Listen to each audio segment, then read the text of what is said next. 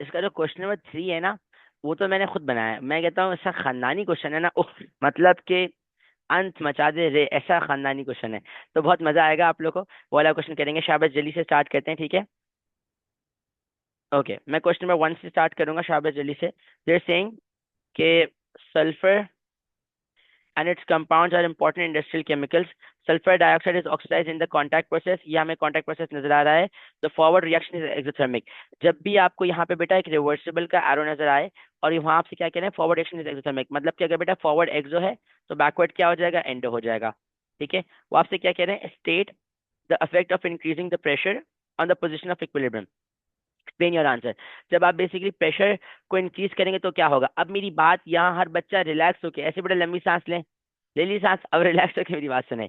जब भी आपके पास प्रेशर को, टेम्परेचर को इंक्रीज या डिक्रीज करने की सेटिंग आती है, तो वहां आपको और अगर आपको वहां पे ये वर्ड नजर आ जाता है इक्विलिब्रियम का, इक्विलिब्रियम का वर्ड नजर आए, यील्ड का वर्ड नजर आए, अमाउंट ऑफ प्रोडक्ट का वजन वर्ड नजर आए, ठीक है, तो आपने फौरन से यूज करना है ली चार्टलियर्स प्रिंसिपल को। ठीक है बेटा। किसको इस्तेमाल करना है, ली चार्टलियर्स प्रिंसिपल को इस्तेमाल करना है। फौरन से किसको इस्तेमाल करना है, ली चार्टलियर्स प्रिंसिपल को इस्तेमाल करना है। 1 मिनट रखिएगा, 1 minute. Okay ji.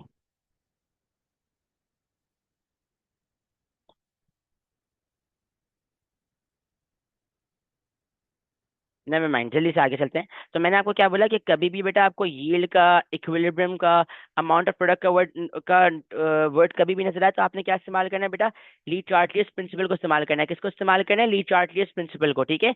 How ever कभी भी बेटा अगर रेट का वर्ड इस्तेमाल नजर आ जाए, क्या वर्ड नजर आ जाए, रेट वाला वर्ड, तो फिर आपने क्या करना है बेटा, बेसिक रेट नॉलेज यूज करनी है। Basic rate knowledge. Basic rate knowledge का मतलब क्या होता है, सर टेम्परेचर को बढ़ाएंगे, particles will gain kinetic energy, they will start moving more vigorously and so rate of reaction will increase. Pressure को बढ़ाएंगे, particles will come close together and so they will frequency of effective rotation will increase, therefore rate of reaction will increase. However यहाँ पे हमारे पास क्योंकि equilibrium का word आ चुका है बेटा, तो हमने ली चार्टलियर्स प्रिंसिपल को इस्तेमाल करना है। ली चार्टलियर्स प्रिंसिपल का सीन ऐसे है, वो आपसे कह रहे हैं कि explain your answer forward reaction exothermic. जब भी आप बेटा प्रेशर को इंक्रीज करेंगे, सबसे पहले हम क्या बात लिखेंगे कि देखिए सर, हमारे पास increase in pressure always favours side with fewer gas mole. जब भी आप प्रेशर को बढ़ाते हैं तो हम कौन सी साइड को फेवर करेंगे, फ्यूअर गैस मोल को। जब प्रेशर को कम करेंगे तो बेटा हम कौन सी साइड को फेवर करेंगे, जब हम प्रेशर को कम करेंगे तो हम, मैं एक दफा करता हूँ बेटा, 1 मिनट रुकिए जरा, रिपीट करता हूँ अगेन। इस बात पे अगर आए तो जब भी हम बेटा प्रेशर को इंक्रीज करेंगे तो हमने कौन सी साइड को फेवर करना है, फ्यूअर गैस मोल वाली साइड को। और जब प्रेशर को डिक्रीज करेंगे तो मोर गैस मोल वाली साइड को। अब यहाँ पे अगर आप आए तो आपको यहाँ नजर आ रहा है बेटा, यहाँ पे रिएक्शन साइड पे 3 गैस मोल्स है, प्रोडक्ट पे 2 गैस मोल्स है। तो आपसे कह रहे हैं increase in pressure always favour side with fewer gas moles, which is left hand side. So equilibrium will shift towards left hand side. बेटा कोई बच्चा फॉरवर्ड बैकवर्ड नहीं लिखेगा, राइट लेफ्ट लिखना है। एग्जामिनर को right hand side, left hand side पसंद है। आगे चलें। They are saying state and explain the effect of increasing the temperature on the yield of sulphur dioxide. जब आप टेम्परेचर को बढ़ाएंगे बेटा, ये बात याद रखेंगे हमेशा कि sir increase in temperature, increase in temperature always favour, कौन सी साइड को फेवर करता है बेटा, एंडोथर्मिक साइड को, साइड विच इज, अगर बेटा फॉरवर्ड एक्सो है तो बैकवर्ड क्या हो जाएगा, एंडो। मुझे कैसे पता चला सर फॉरवर्ड एक्सो है, मुझे कैसे पता चला, बिकॉज यहाँ लिखा हुआ है फॉरवर्ड एक्शन एंडोथर्मिक। तो हम क्या बोलेंगे, increase temperature always favour endothermic side which is left, right हो गया, लेफ्ट हैंड साइड हो गया, लेफ्ट हैंड साइड। तो equilibrium will shift towards left hand side and so अब देखो, जब बेटा मेरी बात समझे, जब इक्विलिब्रियम बैकवर्ड जाएगा, लेफ्ट हैंड साइड की तरफ जाएगा, राइट, तो मुझे बताओ सल्फर ट्राइऑक्साइड की कॉन्सेंट्रेशन को क्या होगा? सल्फर ट्राइऑक्साइड की कॉन्सेंट्रेशन डिक्रीज कर जाएगी। बिकॉज जब आप बैकवर्ड जाते हैं बेटा, तो क्या होता है, प्रोडक्ट डिक्रीज होते हैं। देखो मेरी बात सुनो, जब आप फॉरवर्ड डायरेक्शन में जाओगे तो क्या होगा बेटा, आपके पास प्रोडक्ट की कॉन्सेंट्रेशन बढ़ेगी कि नहीं बढ़ेगी? बिल्कुल बढ़ेगी। हाउ एवर जब आप बैकवर्ड जा रहे हैं, जब आप लेफ्ट हैंड साइड पे जाएंगे, तो क्या होगा कि आपके पास सल्फर ट्राइऑक्साइड की कॉन्सेंट्रेशन डिक्रीज करेगी। तो हम बोलेंगे equilibrium shift towards left hand side, so concentration of sulphur trioxide will decrease. बेटा ये आसान है ना, अभी आ जाओ नीचे आते हैं ना, इंशाल्लाह अच्छे क्वेश्चन जब पता चलेगा आपको। ठीक है जी, ये वाली छोटी सी बात है। किसी बच्चे को अगर ये वाली बात में थोड़ा सा डिफिकल्ट लग रहा है, जी जी मैं लेफ्ट हैंड साइड वाली बात बताता हूँ। अगर आप यहाँ पे देखें ना बेटा, यहाँ पे हम क्या कह रहे हैं कि आपने बेसिकली टेम्परेचर को बढ़ाया है। जब भी बेटा आप टेम्परेचर को इंक्रीज करेंगे, तो आप कौन सी साइड को फेवर करेंगे? हमेशा एंडोथर्मिक साइड को। फॉरवर्ड एक्स जो है, तो बैकवर्ड क्या हो गया, एंडो हो गया, राइट। देखो बेटा ये राइट है, राइट से मैं लिख रहा हूँ, लेफ्ट हैंड साइड ये हो गई, तो आपके पास इक्विलिब्रियम लेफ्ट हैंड साइड पे चला गया। जब इक्विलिब्रियम लेफ्ट हैंड साइड पे जाएगा तो क्या होगा, सल्फर ट्राइऑक्साइड की कॉन्सेंट्रेशन डिक्रीज कर जाएगी। ठीक है बेटा, जिस बच्चे को ये बात याद नहीं है, इक्विलिब्रिया के नोट्स को खोलें। ठीक है, इक्विलिब्रिया के नोट्स को खोलें और उसके बाद जो है ना, आराम से फौरन से बैठ के इस पूरे कॉन्सेप्ट को रिकैप करें। जहां तक बात है प्रेशर की, तो बेटा प्रेशर वाली बात भी वहां लिखी हुई है कि जो है ना, increase in pressure favours side with fewer gas mole, decrease in pressure favours side with more gas moles. तो वो वाली बात भी वहां से जाके रिकैप करें। दूसरी बात मैंने जो बताई कि यहाँ पे प्रेशर को इंक्रीज, जब भी प्रेशर या टेम्परेचर को या इवन कॉन्सेंट्रेशन को इंक्रीज डिक्रीज की बात आपको अगर नजर आती है बेटा, और वहां पे आपको वर्ड नजर आता है इक्विलिब्रियम का, यील्ड का या अमाउंट ऑफ प्रोडक्ट का, तो लिटार्डियस प्रिंसिपल को इस्तेमाल करना है। लिटार्डियस प्रिंसिपल सेट नहीं याद, तो बेटा इक्विलिब्रिया के नोट्स को जाके देखेंगे। ठीक है। हाउ एवर अगर बेसिकली आपके पास जो है ना, अगर वो आपसे कहते हैं कि यहाँ पे ना बेसिक रेट नॉलेज वाली बात आती है, बेसिक रेट वाली बात, तो फिर आप क्या करेंगे बेटा, फिर आपको जो है ना बेसिक बात बतानी पड़ेगी कि जब टेम्परेचर को बढ़ाएंगे तो इक्विलिब्रियम आपके पास तो आपके पास ना रेट ऑफ रिएक्शन बढ़ेगा, और जब प्रेशर को बढ़ाएंगे तब भी रेट ऑफ रिएक्शन बढ़ेगा। ठीक है जी, शयान बोले। सर फ्यूअर गैस मोल तो सर राइट हैंड साइड को शिफ्ट नहीं करेगा sir. Increase in pressure favour side with few, हाँ प्रेशर को, एक minute, increase in pressure favour side with fewer gas mole. O my days, हाँ यहाँ तो मोर गैस मोल्स है। सर मैं यही इसी वजह से मैं अच्छा अच्छा परेशान अच्छा, हूँ। ओके ओके, ओहो बहुत परेशान, माजरत माजरत बेटा, आपकी परेशानी बहुत ज्यादा हो गई है। ओके सर, फर्स्ट या okay okay, never mind never mind never mind. ठीक है, अब सब शुरू हो जाएंगे। कर दो चैट बॉक्स भर दो, एक काम करो, ठीक है। सर पहला पार्ट देखो बेटा, increase in pressure favour side with fewer gas mole, fewer gas mole आपके पास कहाँ है, राइट साइड पे है, माजरत, ये लो राइट साइड पे है। तो इक्विलिब्रियम कहाँ जाएगा, राइट हैंड साइड पे, तो equilibrium will shift towards right hand side. ठीक है बेटा, ये लो राइट हैंड साइड, सो एक which is, इसको राइट हैंड साइड कर देंगे। ठीक है जी, शाबाश। आगे चलते हैं। ठीक है, नेक्स्ट पार्ट पे आते हैं। वो आपसे कह रहे हैं डिफाइन डायनामिक इक्विलिब्रियम। ठीक है, डायनामिक इक्विलिब्रियम क्या होता है, जब आपके पास क्लोज्ड सिस्टम, अच्छा ये 2 मार्क का नहीं होना चाहिए, 2 मार्क का होना चाहिए कम से कम। जब आपके पास क्लोज सिस्टम हो और आपके पास rate of forward reaction is equals to rate of backward reaction हो। बेटा इस पे आपको ना अभी पूरे मार्क्स नहीं मिलेंगे। फिर आपको यहाँ एक और बात मेंशन करनी पड़ेगी कि जब आपके पास रेट ऑफ फॉरवर्ड रिएक्शन है और equal to rate of backward reaction हो, क्लोज सिस्टम हो, एंड ये इसके सारे पैसे हैं बेटा, concentration of reactants and products constant. जो concentration of reactants and products है वो क्या हो जाएगी बेटा, कांस्टेंट हो जाएगी। ठीक है, that is the whole idea of dynamic equilibrium. जल्दी से answer, reversible reaction and establishing equilibrium, नहीं ना, क्लोज सिस्टम बेटा, क्लोज सिस्टम देखो, कोई बच्चा अगर ये वाली बात नहीं लिखेगा ना कि concentration of reactants and products become constant, तो बेटा इस पे कुछ भी नहीं मिलेगा। इस पे आपको एग्जामिनर दुआएं देगा, 1 नंबर मिलेगा, 1 नंबर कट जाएगा। तो ये वाली बात मेंशन करनी पड़ेगी। ठीक है, शाबाश, आगे चलते हैं। Sulphur form several chlorides, state the oxidation state of of sulphur. आपको बेसिकली सल्फर की जो ना ऑक्सीडेशन स्टेट निकालनी है यहाँ पे, बहुत आसान है। पहले इस कंपाउंड पे आओ, S2Cl2 है, राइट। सल्फर का आपको नहीं मालूम, सल्फर को X ले लें, इसके 2 एटम्स है, प्लस 2 टाइम्स क्लोरीन इज -1, तो ये 2x बेटा -2 equals to 0, x equals to 2/2, x equals to +1। दूसरा कंपाउंड क्या है आपके पास बेटा, HCl2। यहाँ पे सल्फर को आपने X ले लिया, plus 2 times -1 equal to 0, x -2 equal to 0, x equal to +2।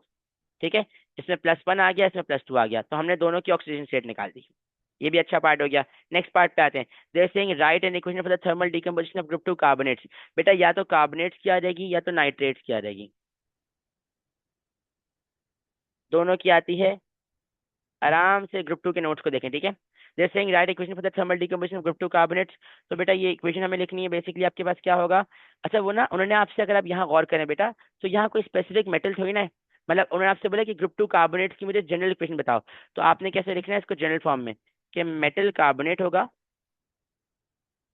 और वो बेसिकली डिकम्पोज होके metal oxide plus carbon dioxide gas produce करेगा। अब यहाँ कोई भी ग्रुप 2 आ जाएगा, लेकिन उन्होंने आपसे जनरल इक्वेशन बोली है, ठीक है, तो मैंने वो यहाँ मेंशन कर दी। फॉर इट नेक्स्ट पार्ट पे आते हैं। Then they saying state and explain the trend in the thermal stability of group 2 carbonates. अब ये बहुत अच्छा क्वेश्चन है, जो मैं फेब मार्च वाले पेपर में कह रहा था कि यार ये वाला पार्ट भी आ सकता है, ठीक है, जो कि वाकई आ सकता है। तो सबसे पहले आपने बताना है कि ग्रुप 2 कार्बोनेट दो 3 नंबर है।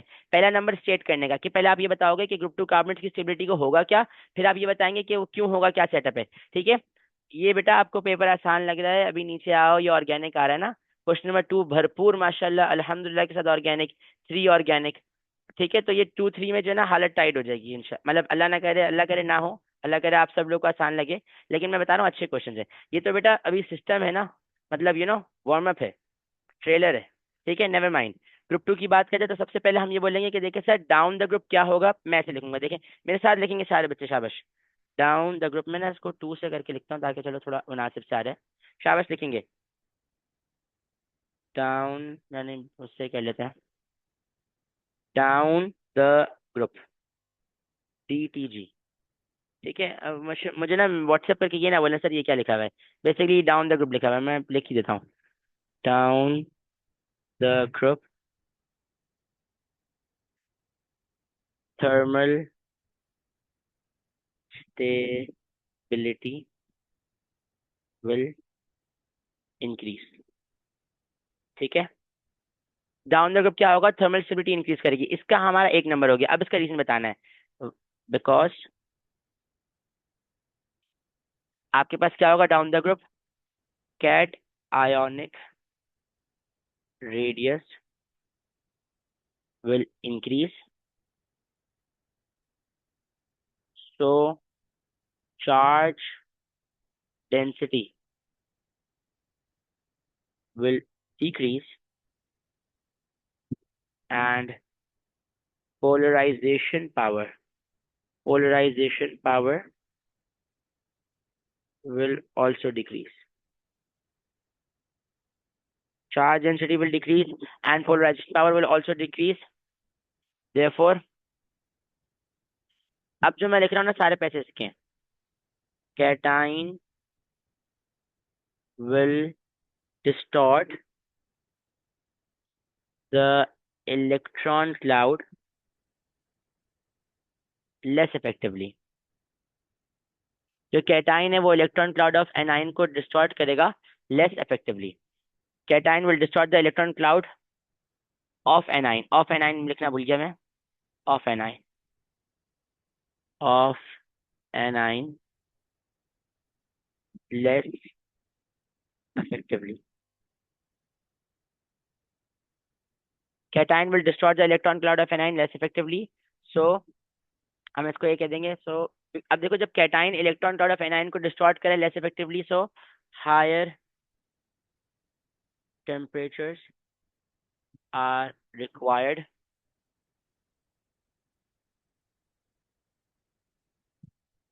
To decompose them. ये पोलराइजेशन वाला कॉन्सेप्ट बेटा कोई इतना रॉकेट साइंस वाला कॉन्सेप्ट है नहीं। मैं आपको ना अगर मुख्तसर से बताऊं ना, देखो होता क्या है, मेरी बात समझना जरा। ये पोलराइजेशन वाला जो कॉन्सेप्ट है ना, ये सुन लें। पोलराइजेशन वाला जो कॉन्सेप्ट है ना, अगर किसी बच्चे को थोड़ा सा, हाँ कॉपी कर लें, कॉपी कर लें, कॉपी कर लेंगे। पोलराइजेशन वाला कॉन्सेप्ट ना मैं बता भी देता हूँ जल्दी से, कोई इतना रॉकेट साइंस नहीं, इजी सीन है इसका। सर आपने डिक्रीज बोलकर इंक्रीज लिख दिया, ये आजकल बेटा ज्यादा हो रहा है, एक मिनट रखो। Down the group thermal stability will increase because cationic radius will increase down the increase and the charge density will decrease and polarization power will also decrease, ठीक है। Therefore, cation will destroy the electron part of the anion less effectively, so higher temperature are required. बेटा मैंने बिल्कुल सही लिखा है, बोला मैंने जो होगा वो नहीं ना, आईडी फोर्स का बेटा कोई सीन नहीं है। फैज मेरी बात सुनिए, ये बेटा मैंने बिल्कुल सही लिखा है। जो मैंने इंक्रीज डिक्रीज कहीं ऊपर नीचे अगर किया भी होगा ना, मैंने लिखा बिल्कुल सही है कि देखें down the group thermal stability increase होगी, बिकॉज जो कैटायनिक रेडियस है वो बढ़ेगा, और चार्ज डेंसिटी बेसिकली क्या हो जाएगी आपके पास, डिक्रीज हो जाएगी। कैटायन का रेडियस बढ़ेगा, चार्ज डेंसिटी डिक्रीज हो जाएगी। बिकॉज देखिए बेटा, चार्ज डेंसिटी होता क्या है, चार्ज डेंसिटी होता है charge distributed per unit area. आपके पास क्या होगा, जब कैटायनिक रेडियस बढ़ेगा चार्ज डेंसिटी डिक्रीज होगी। जब चार्ज डेंसिटी डिक्रीज हो जाएगी, बिल्कुल बेटा बिल्कुल कर दूंगा, बिल्कुल कर दूंगा, क्यों नहीं करूंगा मुझे बताएं। चार्ज डेंसिटी डिक्रीज हो जाएगी तो आपके पास क्या होगा, पोलराइजेशन पावर भी बेटा क्या हो जाएगी, डिक्रीज हो जाएगी। जब पोलराइजेशन पावर डिक्रीज हो जाएगी, पोलराइजेशन पावर क्या होता है, ये तो बेटा बहुत कठिन सवाल है। इसके लिए आप ना कोई एक आध मेरी रिकॉर्डिंग देखें। क्योंकि पोल मैं बता देता हूँ, पोलराइजेशन का थोड़ा सा सीन मैंने वैसे भी हल्का सा बताया था। देखो पोलराइजेशन का ना आसान अल्फाज में सीन ऐसा होता है कि देखें, ये आपके पास ना MgCl2 है। इसमें क्या होगा कि देखो, ये इलेक्ट्रॉन पेयर है, राइट। इसमें से ना ये दो इलेक्ट्रॉन्स मैग्नीशियम के, ये दो इलेक्ट्रॉन क्लोरीन के, और अल्लाह अल्लाह खैर सला ये MgCl2 वाला सेटअप है, ठीक है। और AlCl3 में भी ऐसा ही कुछ होगा। एल्यूमिनियम है, Cl है, Cl है, Cl है, ठीक है। अच्छा देखो, ये Mg2 प्लस है, Cl1 माइनस, Cl1 माइनस। ये Al3 प्लस है, Cl1 minus, Cl1 minus, Cl1 minus. यहाँ बॉन्ड की जल्दी से बात करेंगे अगर, तो होता क्या है यहाँ पे, ये आपके पास इलेक्ट्रॉन पेयर है, ठीक है बेटा। अब क्या होता है कि ना, ये एल्यूमिनियम इतना ज्यादा हाईली पॉजिटिव है, बिकॉज इसका 3 + चार्ज है, ये बहुत छोटा है, बहुत हाईली पॉजिटिव है। तो ये क्या करेगा, ये इलेक्ट्रॉन क्लाउड ऑफ एनाइन को डिस्ट्रॉय करके इलेक्ट्रॉन पेयर को समवेयर इन द मिड ले आएगा। ये क्लोरीन क्लोरीन तो वहीं रहेंगे, लेकिन इलेक्ट्रॉन पेयर को बेटा पुल करके समवेयर इन द मिड ले आएगा। जब ये इलेक्ट्रॉन पेयर को बेटा पुल करके समवेयर इन द मिड ले आएगा ना, तो हम कहेंगे कि आपके पास क्या होगा, कि अब आपके पास ना ये कोवलेंट कैरेक्टर बना देगा। ये जो इलेक्ट्रॉन पेयर को बीच में लेके आ रहा है ना बेटा, इसकी वजह से हम क्या बोलेंगे कि AlCl3 के अंदर हमें क्या मिल जाएगा, कोवलेंट कैरेक्टर। ये सेटअप है पोलराइजेशन का, ये पोलराइजेशन पावर वाला कॉन्सेप्ट है, ठीक है। तो अगेन ये थर्मल स्टेबिलिटी वाला क्वेश्चन मैं आपको बताऊं, मेरा बहुत दिल कह रहा है कि ये आएगा, ठीक है। बिकॉज इसका एक्सप्लेनेशन वाला क्वेश्चन बहुत ज्यादा एग्जाम में फेवरेट है, बहुत ज्यादा आता है, ठीक है जी। सो क्वेश्चन नंबर 1 हो गया है, आई होप से सबको समझ आ गया होगा। जल्दी से आगे चलते हैं, ठीक है। सब जल्दी से मुझे रिस्पॉन्ड करें, थम्स अप करें, शाबाश जल्दी से। मेरी आवाज नहीं आ रही आपको, बाकी सबको आवाज आ रही है ना। बेटा मेरे पास तो तबाही सिग्नल आ रहे हैं। अब तो अल्हम्दुलिल्लाह सुबह से इतनी जद्दोजहद के बाद तो सिग्नल आए हैं, शाबाश। इस पे आते हैं। Then they are saying propene reacts undergoes several reactions. Propene reacts with hydrogen bromide. State the type of reaction. जब आपके पास प्रोपीन रिएक्ट करेगा बेटा विद HBr के साथ, ये कौन सा रिएक्शन है, this is my propene, meth eth prop. जब ये HBr के साथ रिएक्ट करेगा तो बेटा ये कौन सा रिएक्शन हो जाएगा, हाँ जी कौन सा रिएक्शन हो जाएगा, इलेक्ट्रोफिलिक एडिशन रिएक्शन हो जाएगा। बेटा सोए नहीं क्लास में, रिस्पॉन्ड करें मुझे। इलेक्ट्रोफिलिक एडिशन रिएक्शन है, ठीक है। इलेक्ट्रोफिलिक एडिशन जी, क्या कह रहे हैं सर, चार्ज वाली बात रिपीट कर दें, चार्ज वाली बात। अरे बेटा माजरत, सॉरी मैंने सुना नहीं, चार्ज डेंसिटी वाली बात आप कह रहे थे। चलो तुम मुझे मुझे बताओ, तुम इंशाल्लाह एंड में रुको मेरे पास, ठीक है। आपको जो भी पूछना होगा ना मैं बता दूंगा, ठीक। अच्छा मेरी बात सुनो, एक और सीन ऐसा है कि आप लोग को, जिस बच्चे को जो कॉन्सेप्ट में मुश्किल आ रहे हैं ना, या जो क्वेश्चन मुश्किल लग रहे हैं, मैं इंशाल्लाह आज रात को फ्री होकर बैठूंगा, मैं छोटी छोटी सी ना क्लिप्स बनाऊंगा, मैं इंस्टाग्राम पे डाल दूंगा, सब सुने, ठीक है। जिसको जो कॉन्सेप्ट मसला है, ये पोलराइजेशन वाला कॉन्सेप्ट ना, इसकी भी छोटी सी वीडियो बना देंगे इंशाल्लाह। ये कोशिश करूंगा मैं, ये मतलब इंशाल्लाह कोशिश की जाएगी पूरी, ठीक है। नेवर माइंड, आगे चलते हैं। Okay okay okay, electrophilic addition reaction है। देन दे आर सेइंग कि draw the mechanism of this reaction, आपको बेसिकली इसका मैकेनिज्म ड्रॉ करना है। दुनिया में सबसे आसान रिएक्शन यही है बेटा, प्रोपीन ये रहा, ठीक है। दिस इज माय प्रोपीन, ऐसा ही है। अब मुझे ना इसको HBr से रिएक्ट कराना है, this is my HBr। HBr बेटा आप ऐसे बनाओ, आपका ऑप्शन है, ऑप्शन बी ऐसे बनाए, ठीक है। इस तरह मुझे, इस तरह मुझे बनाना इस तरह पसंद है, तो मैं ऐसे बनाऊंगा। आप ऐसे बनाना चाहते हैं आप ऐसे बनाएं, कोई मसला नहीं, कोई रोक टोक नहीं है, ठीक है बेटा। HBr के साथ इसका ये बॉन्ड बना रहे हैं, इसको भी देख लें, शाबाश। ये ऐसा कुछ बनेगा, देखिएगा। सबसे पहले आता है लो डायपोल्स वगैरह पे ना। तो आपने ना सबसे पहले बेटा एक डायपोल यहाँ बनाना है। इस हाइड्रोजन के ऊपर आपके पास आएगा एक पॉजिटिव डायपोल, ब्रोमीन के ऊपर आएगा नेगेटिव डायपोल। यहाँ से एरो आएगा, एरो का हेड इधर आके पॉइंट करेगा। क्यों? बिकॉज बेटा मैं इस बॉन्ड के जो दो इलेक्ट्रॉन है उसको इस्तेमाल कर रहा हूँ, और वो इलेक्ट्रॉन पे इस्तेमाल होकर इस हाइड्रोजन के साथ डेटिव बॉन्ड बन रहा है, राइट। एक ये एरो आ जाएगा और एक ये एरो आ जाएगा, ठीक है। यहाँ पे अगर आप देखेंगे बेटा, तो यहाँ पे आपको नजर आएगा दिस इज डेटिव बॉन्ड। यहाँ डेटिव बॉन्ड फॉर्म हो रहा है, और यहाँ आपको हेटेरोडाइटिक फिजन। अब ना बहुत सारे बच्चों ने ना, बहुत सारे तो नहीं, एक दो बच्चों ने जिन्होंने मुझे अपनी कुछ क्वेरीज भेजी थी, वो एरो ऐसे बना रहे हैं। बेटा ऐसे क्यों बना रहे हैं? आपको किसने बोला ऐसे बनाना है एरो? सेंटर से एरो दिखाए हमेशा, सेंटर से एरो दिखाए बाकायदा, और उसके बाद एरो का हेड ऐसे जा रहे हैं। मतलब ये क्या तरीकेकार है भाई? सही तरीके से बनाए, सेंटर से बनाओ एरो, और इस तरीके से बनाओ, ठीक है। सर डबल बॉन्ड से नेगेटिव डायपोल नहीं होगा? बिल्कुल होगा, बिल्कुल होगा। यहाँ पे आप छोटा सा नेगेटिव डायपोल भी बनाए, ये वाला नेगेटिव डायपोल, लेकिन फैज मैंडेटरी नहीं होता, ये उसमें चल जाता है, मतलब ना ये मैंडेटरी नहीं होता, ठीक है। ओके, नेवर माइंड, ठीक है जी। अच्छा इसके बाद अब क्या होगा देखिएगा जरा। अब हम यहाँ से आते हैं, अब यहाँ ये वाला क्वेश्चन ऐड करने का कॉन्सेप्ट है ताकि मैं आप लोगों के साथ मार्कोवनिकॉव रूल्स को कंसिडर कर सकूं, को डिस्कस कर सकूं। मार्कोवनिकॉव रूल्स, हाँ जी, मार्कोवनिकॉव रूल्स। मार्कोवनिकॉव रूल हमने फेब मार्च वाले पेपर में भी डिस्कस किया था, उसकी रिकॉर्डिंग पक्का promise as soon as class खत्म होती है ना, फौरन आपका भाई यूट्यूब पे डाल देगा, ठीक है भाई। और बोलने बस।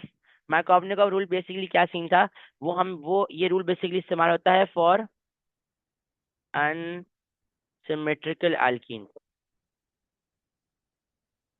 अनसिमेट्रिकल एल्कीन, ठीक है।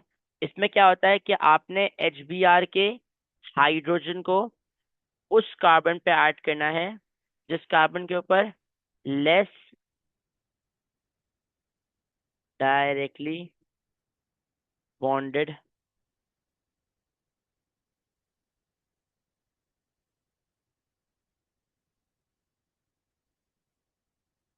हेलो, एक मिनट, एक मिनट। आप लोगों को मेरी आवाज आ रही है ना? मुझे यहाँ इंटरनेट कनेक्शन वीक दिखा रहा है, अल्लाह खैर करे। एक मिनट रखिएगा, एक मिनट रखिएगा।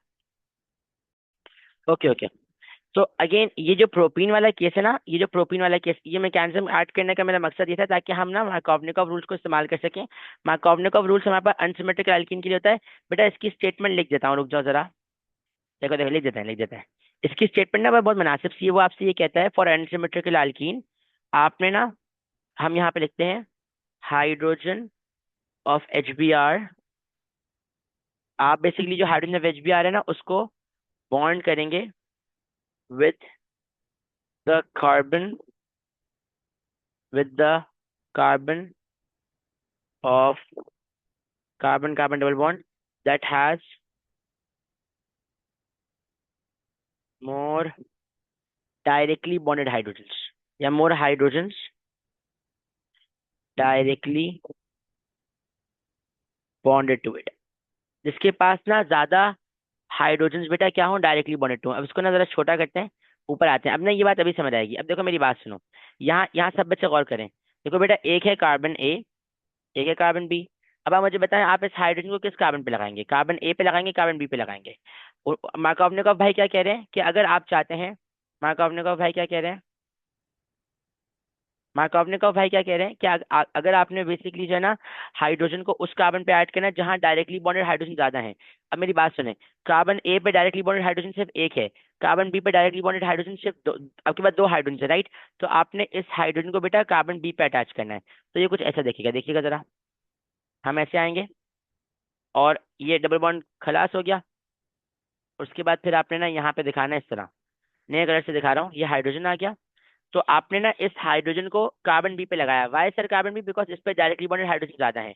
तो यहाँ आपके पास हाइड्रोजन आ गया, अल्लाह अल्लाह खैसला। जी जी बेटा, ये एक एरो बनाना भूल गया था, ये लो ये लो, ठीक है। और इस वाले कार्बन के ऊपर आपके पास आ जाएगा पॉजिटिव चार्ज। ये आपके पास बन गया है बेटा कार्बोकेटाइन। क्या बन गया है? कार्बोकेटाइन। अब जब ये बॉन्ड टूटा था ना बेटा, तो आपको यहाँ पे मिला है ब्रोमाइडाइन, ठीक है। अब ये ब्रोमाइड आयन जो है ना, ये घूमेगा इस तरह, ये घूमता रहेगा घूमता रहेगा घूमता रहेगा घूमता रहेगा, इतने में क्या होगा कि ये यहाँ पे आएगा, और ये फिर बोलेगा कि चलो यार मैं ऐसा करता हूँ, मैं इस कार्बन पॉजिटिव के साथ ना डेटिव बॉन्ड बना लेता हूँ। तो ये इस कार्बन पॉजिटिव के साथ क्या करेगा, डेटिव बॉन्ड बना देगा। और जब आप डेटिव बॉन्ड बना लोगे, तो इसके रिजल्ट में आपके पास जो कंपाउंड बन के आएगा, वो कंपाउंड कुछ ऐसा दिखेगा, आप लोगों को देखिएगा।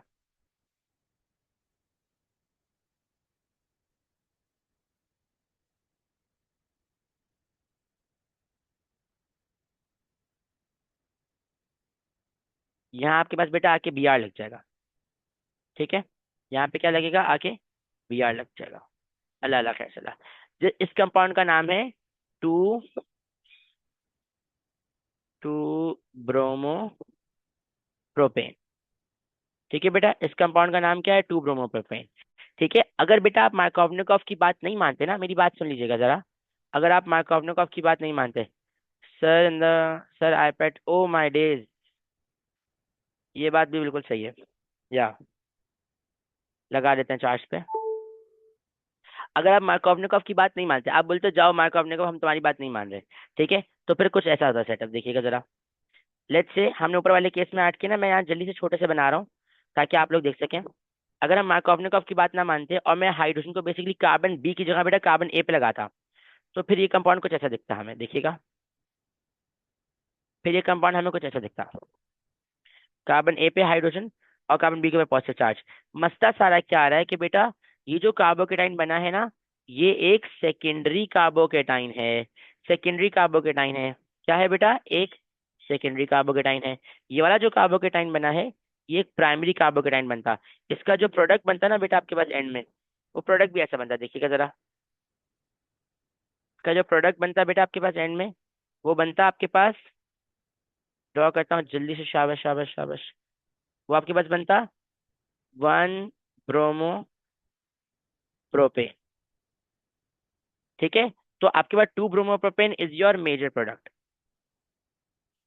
One bromo propane is my minor product. सवाल ये है कि सर आप उसको मेजर क्यों कह रहे हैं, इसको माइनर क्यों कह रहे हैं। बिकॉज देखो बेटा, मेजर इसलिए कह रहा हूँ बिकॉज ये सबसे ज्यादा क्वांटिटी में बनेगा, तभी ये मेरा क्या कहलाएगा, मेजर प्रोडक्ट कहलाएगा। अब ये सवाल है कि सर ये ज्यादा क्वांटिटी में बनेगा ही क्यों, इसको मेजर प्रोडक्ट क्यों ही कह रहे हैं। तो उसके लिए देखो मैंने यहाँ पे ये वाला क्वेश्चन भी ऐड करा हुआ है। तो अब मेरी बात समझिएगा जरा, सब बच्चे गौर से समझे। ये जो वन ब्रोमोप्रोपेन बना है ना बेटा, ये प्राइमरी कार्बोकेटाइन से बना है। हाउएवर टू ब्रोमोप्रोपेन बेटा एक सेकेंडरी कार्बोकेटाइन से बना है। सेकेंडरी कार्बोकेटाइन में बेटा आपके पास दो आर चेन्स हैं, ये देखो, एक दो। जिस कार्बन के ऊपर पॉजिटिव चार्ज है उसके ऊपर एक हाइड्रोजन है और दो आर चेन्स है। ऐसे ही बेटा हाउएवर इस जिस कार्बन के ऊपर पॉजिटिव चार्ज है उसके ऊपर एक आर चेन और दो हाइड्रोजन है। जब आपके पास ज्यादा आर चेन्स होंगी तो आर चेन्स प्रोवाइड करेंगी पॉजिटिव इंडक्टिव इफेक्ट, मतलब कि वो अपनी इलेक्ट्रॉन डेंसिटी को उसकी तरफ पुश करेंगी, जिसकी वजह से ये सेकेंडरी कार्बोकेटाइन क्या हो जाएगा, मोर स्टेबल हो जाएगा। मैं आपको ये बात कह रहा हूँ कि ना, यकीन नहीं नहीं, देखिए अगर सिर्फ इस क्वेश्चन की बात करेंगे ना बेटा, तो कुछ भी लिखने की जरूरत नहीं थी, ये सारा काम की जरूरत नहीं थी, यकीन माने, इसकी भी जरूरत नहीं थी। ये तो सब एक्सप्लेनेशन के लिए मैंने बताया है।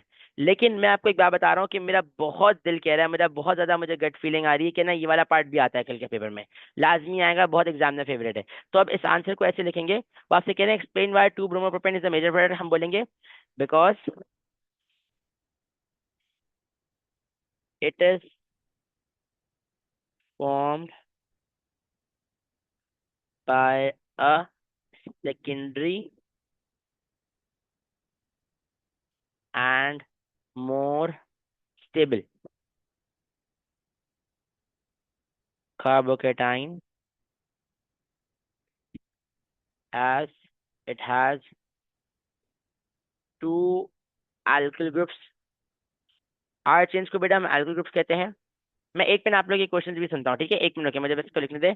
It has two alkyl groups which means greater positive inductive effect। ठीक है, so would be more stable। Tension नहीं लें, टेंशन नहीं लें, ये देखें ये देखें, दोनों कार्बोकेटाइन आपके सामने बना रहा हूँ, बता देता हूँ, ये देखो। इस कार्बोकेटाइन की बात करें ना बेटा, ये एक सेकेंडरी कार्बोकेटाइन है। ठीक है, ये क्या है, एक सेकेंडरी कार्बोकेटाइन है।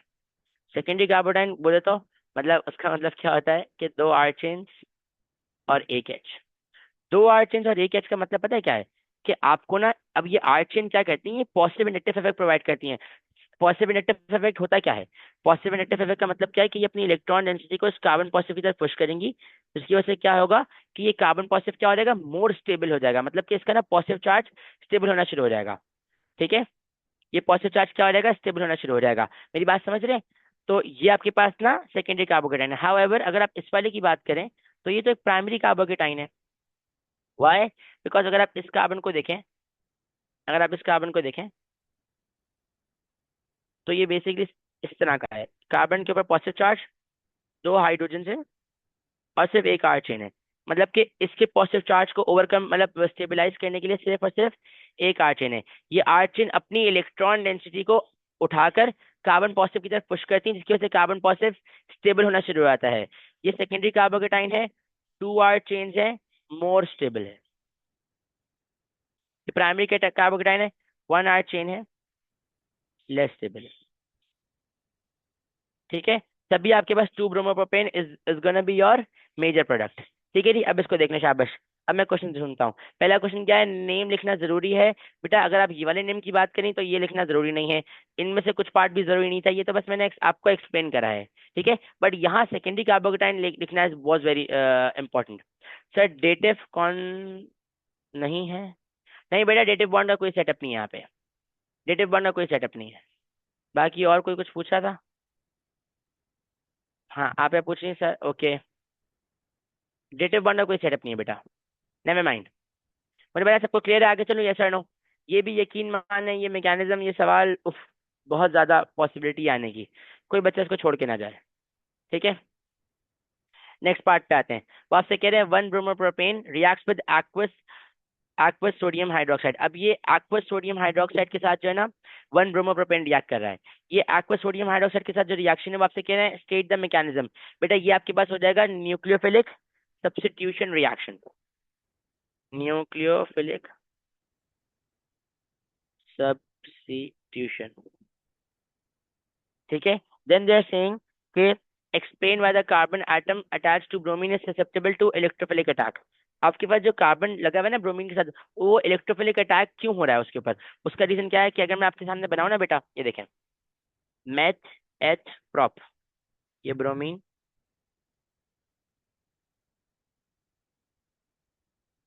और ये देखें, ये नेगेटिव डायपोल, ये पॉजिटिव डायपोल, राइट? ऐसा ही है, यस और नो? ये नेगेटिव डायपोल है, पॉजिटिव डायपोल है। अब यहाँ पे ना बेसिकली इलेक्ट्रो जो ये नेगेटिव, मैं जरा हाँ डायपोल से ही बताता हूँ। देखो ये जो ब्रोमीन है ना, ये मोर इलेक्ट्रोनेगेटिव है। मोर इलेक्ट्रोनेगेटिव है तो बेटा ये इलेक्ट्रॉन डेंसिटी को अपनी तरफ पुल करेगा, जिसकी वजह से इसके ऊपर नेगेटिव डायपोल आ जाएगा और कार्बन के ऊपर पॉजिटिव डायपोल आ जाएगा। जब कार्बन के ऊपर पॉजिटिव डायपोल आ जाएगा ना बेटा, तो फिर ये अट्रैक्ट करेगा नेगेटिव स्पीशीज को। और नेगेटिव स्पीशीज कौन से होते हैं बेटा? न्यूक्लियोफाइल्स होते हैं। ठीक है, और इलेक्ट्रोफाइल्स कौन कौन से होते हैं? पॉजिटिव स्पीशीज होते हैं। अब हमें इस बात को लिखना है, हम बोलेंगे कि देखें, bromine as is more electronegative, so will pull electron density towards itself। वो क्या करेगा बेटा? इलेक्ट्रॉन डेंसिटी को पुल कर देगा अपनी तरफ, therefore will induce a positive dipole on carbon, so the carbon will now attract nucleophiles। ठीक है बेटा, ये कहानी है, ये सारी कहानी, और कोई टेंशन परेशानी है भी नहीं। ठीक है, सबको बात समझ आ रही है? यस और नो? क्लियर है? फिर जरा एक सेकेंड, आधा सेकेंड अगर आप लोग रुक जाए, मीनवाइल मैं एक स्नैप ले लूँ, मैं कहता हूँ मजा आ जाएगा। बेटा स्नैप तो snap, exams are temporary but snap is permanent bro. Exam का क्या है, अक्टूबर में फिर दे देना।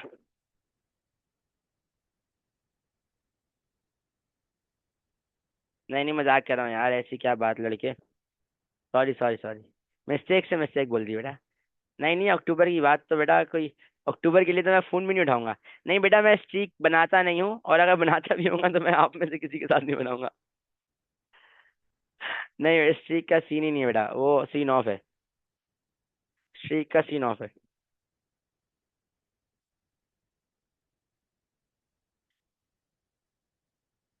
चले चले, शाबाश। ओके, नेवर माइंड, आगे चलते हैं। आगे चलें, आगे चलें, आगे चलें। फिर वो हमसे कह रहे हैं, draw the mechanism for this reaction. हमें इसका जो है मैकेनिज्म बनाना है, ठीक है। मैंने मैकेनिज्म तीन दिए, एक ये एक और नीचे भी है, तो जल्दी से आते हैं। बेसिकली तो बहुत आसान मैकेनिज्म है। आप बेसिकली न्यूक्लियर सब्स्टिट्यूशन रिएक्शन दिखाएंगे। अब जिस बच्चे ने मुझे कहा था ना सर SN1 SN2 वाले मैकेनिज्म समझ नहीं आ रहे, जरा इसको देखें। मुझे पहले ये बताएं कि ये आपके पास जो है ना 1 ब्रोमोप्रोपेन है, राइट। 1 ब्रोमोप्रोपेन है। पहले मुझे जरा सब बच्चे बताएं, क्या ये प्राइमरी हेलोजिनो एल्केन है, सेकेंडरी है, टर्शियरी, क्या है? ये आपके पास प्राइमरी है, राइट। Why primary? बिकॉज जिस कार्बन पे हाइड्रोजन लगा हुआ है उसके साथ दो हाइड्रोजन है और एक आर चेन है। ऐसा ही है बच्चों, है ना, दो हाइड्रोजन है और एक आर चेन है, ये प्राइमरी हेलोजिनो एल्केन है। जब आप इसके अंदर NaOH को ऐड करोगे ना बेटा, तो NaOH का जो हाइड्रोक्साइड आइन है वो क्या करेगा, वो यूं आएगा। अब ना उसका दिल बहुत होगा कि वो यहाँ से अटैक करे। अच्छा पहले मुझे बताओ, ये मैकेनिज्म कौन सा होगा, SN1 होगा, SN2 होगा? हाँ जी, SN1 होगा, SN2 होगा? SN2 होगा, बस बस, अल्हम्दुलिल्लाह। अभी कोई बोलता ना SN1, तो मैं जूम से आता उसके पास डायरेक्ट, यूं अंदर से डायरेक्ट। अल्लाह खैर करे। ओके, तो हमारे पास ना ये SN2 मैकेनिज्म होगा, बिकॉज ये प्राइमरी हाइड्रोजन एल्केन है, राइट।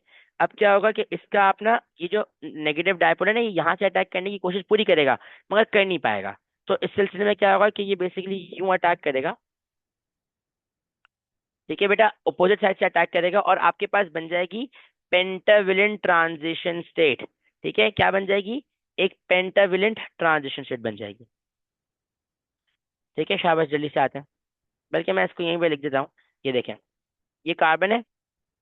अब ना ये जो कार्बन ब्रोमीन वाला बॉन्ड है ना, ये आहिस्ता आहिस्ता ब्रेक हो रहा है, ठीक है। एंड ये हाइड्रोजन है, ये एक हाइड्रोजन है, ठीक है। और ना ये जो चेन है ना बेटा, मैं इसको C2H5 कह रहा हूँ,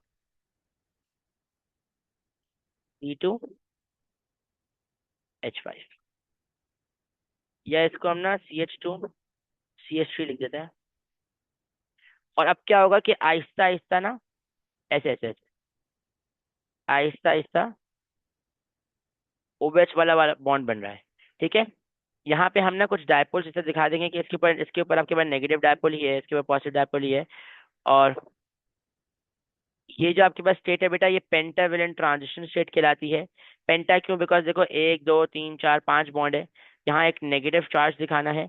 और फिर हम इस एरो से दिखाएंगे कि ये वाला बॉन्ड हेटेरोलेटिकली ब्रेक हो जाएगा, ठीक है। सर BR की तरफ कर लिया, एरो बना रहा हूं, बना रहा हूं, बना रहा हूं, देखो, ठीक है। और जो है ना पेंटावेलेंट ट्रांजिशन स्टेट बन जाएगी, और अलग अलग फैसला, ये वाला बॉन्ड टूट जाएगा, उसके बाद ये वाला बॉन्ड बाहर आ जाएगा आपके पास। तो इसका आपके पास कुछ ऐसे बन जाएगा कंपाउंड। अब एंड में जो प्रोडक्ट बनेगा वो ऐसे ही हो जाएगा कि आपके पास CH3CH2, कार्बन के ऊपर दो हाइड्रोजन, और यहाँ पे आपके पास बेटा एक OH आ गया। अल्लाह अल्लाह खैर सलाह, ठीक है। और कोई टेंशन परेशानी इसमें है ही नहीं। अब क्या होगा कि यहाँ से जो ब्रोमीन था, ये ब्रोमीन और ये Na, बिकॉज देखो आपके पास ये NaOH में से ये OH भाई इधर आ गए थे, बट ये Na रह गया था, राइट। तो ये ब्रोमीन और ये Na आपस में रिएक्ट करके NaBr बना देंगे। Na+ and Br negative react करके क्या बनाएंगे? NaBr। पूरा सेटअप हो गया, ठीक है। ये SN2 मैकेनिज्म है, करेक्ट। और इसकी ना आपके पास जो एनर्जी प्रोफाइल डायग्राम जो आप पूछ रही हैं बेटा, वो ऐसे बनेगी, देखिए।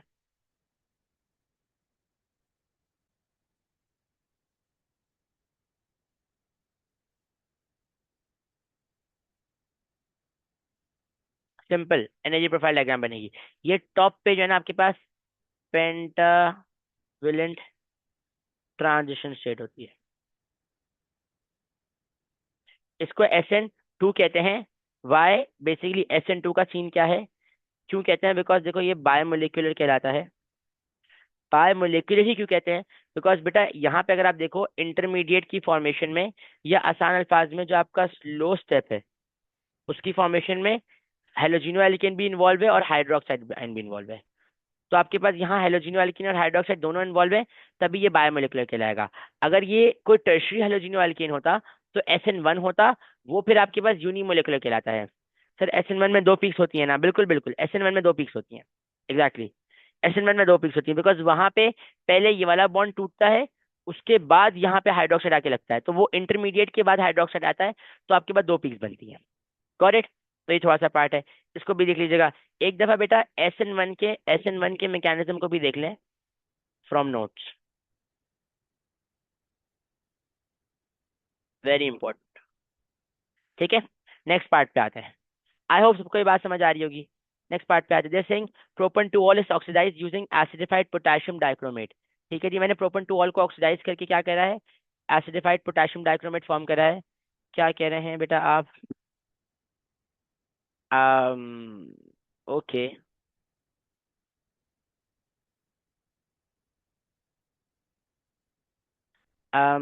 चलो मुझे ना बताओ, फिर मैसेज करना, मैं देख लूंगा इंशाल्लाह। ठीक है, नेवर माइंड।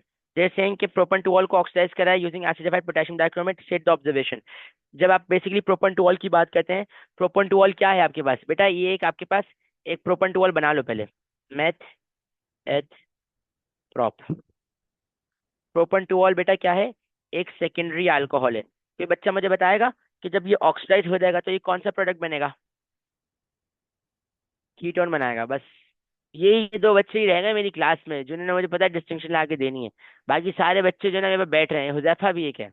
बाकी सारे अक्टूबर में अर्ली एडमिशन, अर्ली वर्ड। अच्छा मैं आप लोग की बात बताऊं अभी ना पिछले साल आप यकीन माने, हमारा रीटेक का बैच इतना बड़ा था, अल्लाह माफ फरमाए, मैं कहता हूँ कि पिछले साल मतलब अंधी हो गई थी, अल्लाह अकबर। मतलब एक तो अफसोस बहुत था कि यार ये क्या सीन है। ठीक है, लेकिन मैं आपको बयान नहीं कर सकता पिछले साल रीटेक का बैच कितना बड़ा था। बहुत ज्यादा, मतलब मैं ऐसे, अल्लाह माफ फरमाए, अल्लाह ना करे बेटा, कैसी बातें कर रहे हैं आप। सब लोग का ए आएगा बेटा, ए इंशाल्लाह। सबका ए आ जाएगा ना, सबको बुलाऊंगा कहीं पे टाइट सी जगह पे, सब चलेंगे। ठीक है, लेकिन सबका ए थोड़ा सा, तभी तो मैं कह रहा हूँ मैं बुलाऊंगा लेकिन पिछले साल रीटेक का बड़ा सीन हुआ था, अल्लाह माफ फरमाए। रीटेक का मेरे पास ना, रीटेक में चार बच्चे आए थे, चार दोस्त थे। वो तीसरी बार रीटेक दे रहे थे। मैंने बोला यार अल्लाह की कसम, तुम लोग क्यों कर रहे हो लेवल्स? लेकिन चले, अल्लाह खैर करे, अल्लाह माफ फरमाए। अच्छी नहीं, नहीं सही बात है बेटा, शुभ शुभ बात करें, अच्छी अच्छी बात करें। नेवर माइंड, ये सेकेंडरी अल्कोहल है। सेकेंडरी अल्कोहल ऑक्साइड होने के बाद कीटोन में कन्वर्ट हो जाएगा, कीटोन को जैसा दिखेगा। लेकिन ये जो पूरा साल क्लासेस मिस करते हैं ना, और सर मैं सो गया था, मैंने होमवर्क नहीं करा, वो फिर पता चलेगा एग्जाम में।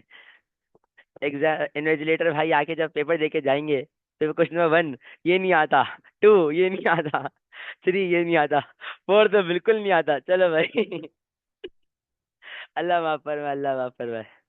ये कीटोन है, इसका नाम नहीं, ऐसा नहीं होगा बेटा। मैं आप लोग की बात थोड़ी ना कर रहा हूँ, आप लोग तो टॉप के स्टूडेंट है सारे, मुझसे जो पढ़ रहे हैं। बाकी बच्चों की बात कर रहा हूँ। अच्छा बाकी ये देखो, मैथ एच प्रॉप, ये प्रोपन टू ऑन है, ये प्रोपन टू ऑन है, प्रोपन टू ऑन है। ये आदमी सुबह से इसी बात में लगा हुआ है कि जो है ना मैंने टोपी करा दी। अरे बेटा मैंने कहाँ टोपी कराई यार, अल्लाह की कसम बहुत मसला हो गया था। सर ज्यादा है, आप हमारे मजबूर, सर ज्यादा हंस रहे हैं हाँ, नहीं नहीं नहीं नहीं नहीं, बिल्कुल नहीं हंस रहे बेटा, मैं बिल्कुल नहीं हंस रहा। आजा जी चले।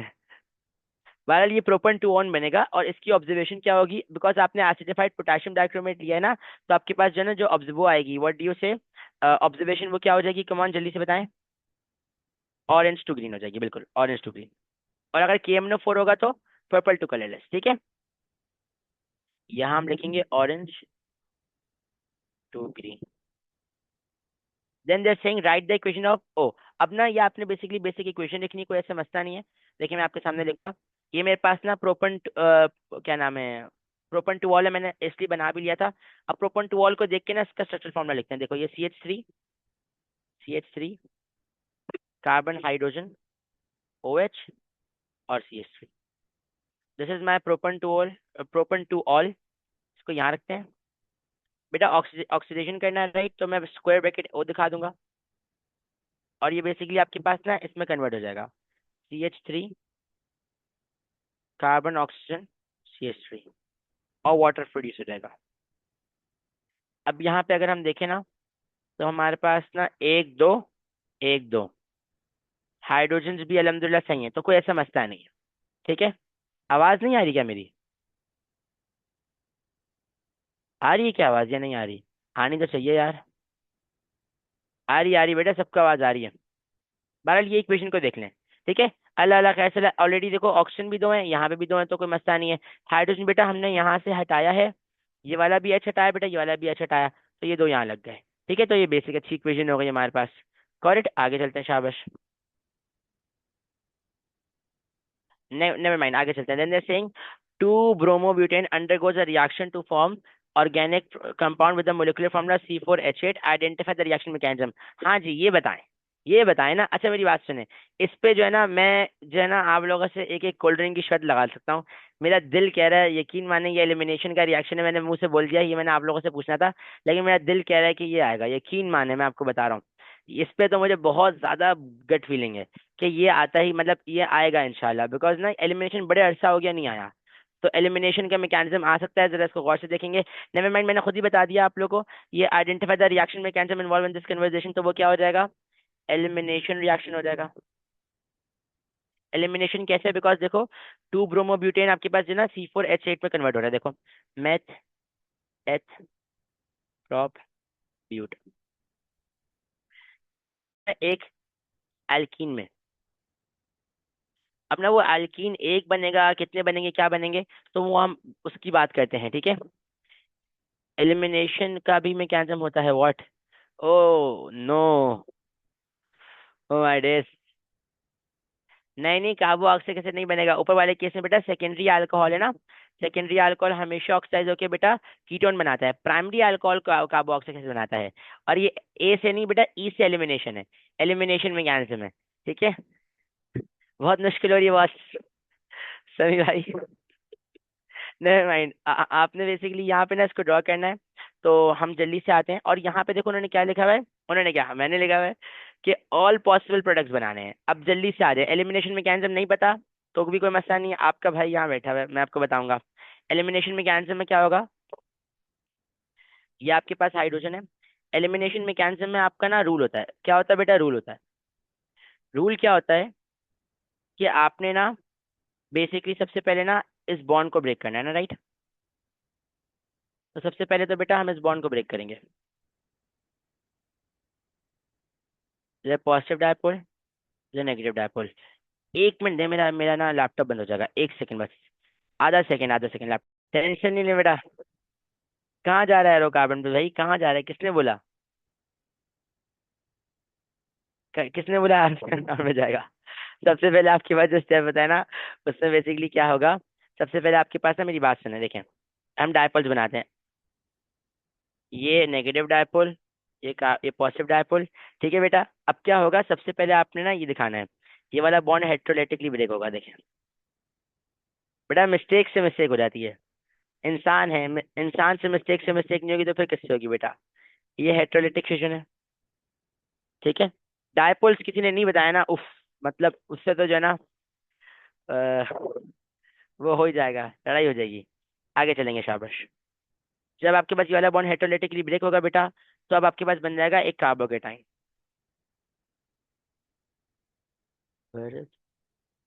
अब एक कार्बोकेटाइन आ गया, देखो ऐसे। अब ना हमारा रूल क्या होता है एलिमिनेशन रिएक्शन में, हमने जिस कार्बन का ब्रोमीन हटाया है ना, हमें उसके एडजेसेंट वाले कार्बन के हाइड्रोजन को हटाना है। ये बात को ना आप अपने पास लिख लें। ठीक है। जो बच्चा कह रहा है सर मैं नहीं लिख सकता, वो क्लास के बाद मुझे मैसेज करे, या तो मैं आपको नोट शेयर कर दूंगा, नहीं तो आपके पास मेरे नोट्स होंगे ही, वहां से देखिएगा। देखें, एलिमिनेशन की साइंस क्या है सर? जिस कार्बन का हाइड्रोजन हटा रहे हैं, लेकिन सर हमारी बात सुने, कार्बन के नाम दे देते हैं बेटा, आसान हो जाएगा। ठीक है, जिंदगी आपकी भी मेरी भी आसान। Carbon A, carbon B, carbon C, carbon D. जिस कार्बन का हाइड्रोजन हटा रहे हैं, उसके एडजेसेंट वाले कार्बन को देखना है। हमारे पास जो कार्बन डी है बेटा, क्या वो कार्बन बी का एडजेसेंट है? बिल्कुल नहीं है। एडजेसेंट का मतलब आप, आपके बराबर वाला, आप आपके बराबर वाला, आपके राइट और लेफ्ट वाले आपके एडजेसेंट है, उसके बराबर वाला आपका एडजेसेंट नहीं है बेटा, मेरी बात समझ रहे हैं? ठीक है, आपका रोल नंबर 2 है, रोल नंबर 1, रोल नंबर 3 आपका एडजेसेंट है, रोल नंबर 4 आपका एडजेसेंट नहीं है। तो कार्बन कार्बन बी का मैंने जो है ना बेसिकली ब्रोमीन हटाया। कार्बन ए और कार्बन सी जो है ना ये मेरे पास बेसिकली क्या है, एडजेसेंट कार्बन एटम्स है। क्या है? एडजेसेंट कार्बन एटम्स है। जो कार्बन टी है ना वो एडजेसेंट कार्बन एटम नहीं है।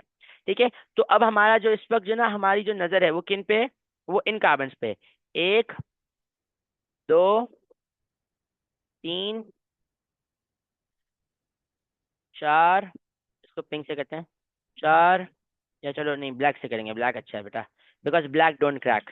ये लो, चार, पांच। हम बेसिकली इन पांच कार्बन को रिमूव कर सकते हैं। ठीक है। ये वाले ओ माय डेज, पांच हाइड्रोजन को रिमूव कर सकते हैं। पांच हाइड्रोजन को रिमूव कर सकते हैं। ठीक है। पांच हाइड्रोजन को रिमूव कर सकते हैं। ठीक है। मेरी बात सुने, रिलैक्स ब्रो रिलैक्स। हमने जिस कार्बन का ब्रोमीन हटाया ना, हम उसके एडिशन वाले कार्बन के हाइड्रोजन को रिमूव करेंगे। ठीक है।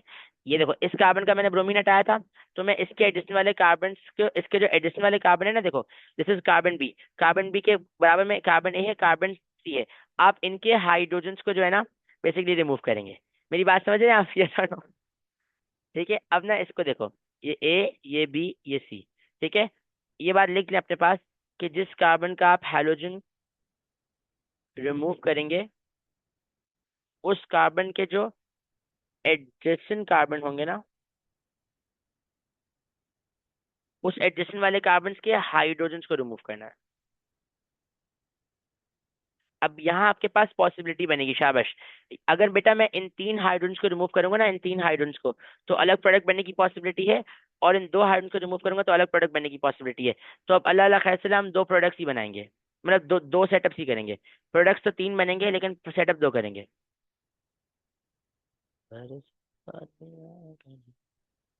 अब यहाँ पे ना आप इस वाले हाइड्रोजन को पकड़ लो, मैं ये सब हटा रहा हूँ। मैं लेट से बेटा, अब आप ना इन तीनों में से किसी भी हाइड्रोजन को हटाओगे ना एक ही बात हो जाएगी, राइट। इन तीनों में से क्या करोगे, किसी भी हाइड्रोजन को। अब यहाँ जरा सुन लें, ये वाले मैकेनिज्म में ना थोड़ा ट्विस्ट सीन है। यहाँ आपने लेट से मुझे बोला कि सर हम ये वाले हाइड्रोजन को हटाते हैं, राइट। आपने बोला सर हम ये वाले हाइड्रोजन को हटा रहे हैं। तो आप इस बार एरो इस हाइड्रोजन से बॉन्ड के सेंटर में दिखाओगे। इस बार एरो मतलब ऐसे ऐसे कोई सेटिंग नहीं बनेगी। हाइड्रोजन से एरो जाएगा बॉन्ड के सेंटर के बीच में। बात समझ रहे हैं? हाइड्रोजन से एरो कहाँ जाएगा? बॉन्ड के सेंटर के बीच में। हाइड्रोजन से एरो जाएगा बेटा बॉन्ड के सेंटर के बीच में। और अल्लाह अल्लाह खैर सलाह, ये वाला आपके पास हाइड्रोजन जो है ना बेटा बाहर चले जाएगा। अब ये हाइड्रोजन बाहर जाता है इस तरह हवा में नहीं है। यहाँ पे आपके पास ना एक हाइड्रोक्साइड आयन आता है, और वो जाके ना इसको अटैक करेगा। ठीक है। वो बेसिकली इनको अटैक कर रहा होता है आपके पास। ठीक है।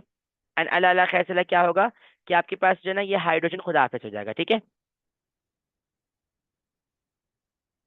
बेटा एग्जाम में ना वैसे वो आपको ना, एग्जाम में ना वो ऑल पॉसिबल प्रोडक्ट्स नहीं बोलेंगे, एग्जाम में आपने मेजर प्रोडक्ट बनाना होगा। लेकिन वो जो है ना वो, हाँ ऑल पॉसिबल प्रोडक्ट्स नहीं बोलेंगे, होपफुली नहीं बोलेंगे। अगर कह देते हैं तो बना देना, वरना मेरा नहीं ख्याल कभी बोलेंगे। ठीक है। वहाँ मेजर प्रोडक्ट बनाना है। यहाँ तो मैं आपको पूरा मैकेनिज्म बता रहा हूँ।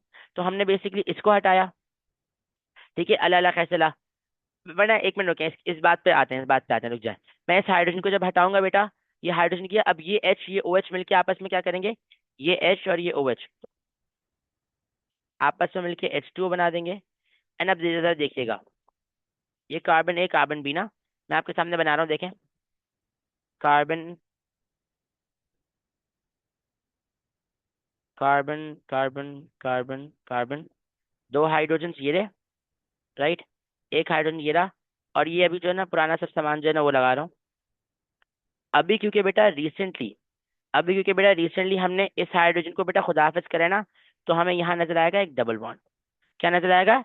एक डबल बॉन्ड नजर आएगा। ठीक है जी बेटा, क्या नजर आएगा यहाँ पे हमें? एक डबल बॉन्ड नजर आएगा। तो ये हमारे पास कंपाउंड हो गया meth eth prop ब्यूट, ब्यूट one in. ये कंपाउंड हो गया बेटा ब्यूट वन इन। बात समझ रहे हैं? यस और नो? ये कंपाउंड क्या कहलाएगा? ब्यूट वन इन कहलाएगा। अब अगर आप इसी में दूसरा काम करते हैं, लेट्स से आप मुझे बोलते हैं कि नहीं सर हम लोग जो है ना दूसरे वाले हाइड्रोजन को रिमूव करना चाहते हैं, इन वाले हाइड्रोजन को। देखें जरा गौर से, ग्रीन वाले को हटा के आप ना इस वाले को, ब्लैक वाले को रिमूव करें। लेट्स से आप कहते हैं कि सर हम इस ब्लैक वाले को रिमूव करें। तो अब आपने एरो बेटा इस हाइड्रोजन से इस कार्बन तक दिखाना है। ठीक है।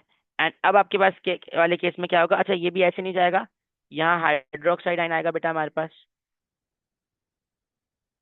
और वो इसको अटैक करेगा। एंड अल्लाह अल्लाह खैर से आपके पास कंपाउंड कुछ ऐसा दिखेगा, देखें कार्बन, देखिए मैं बना रहा हूँ।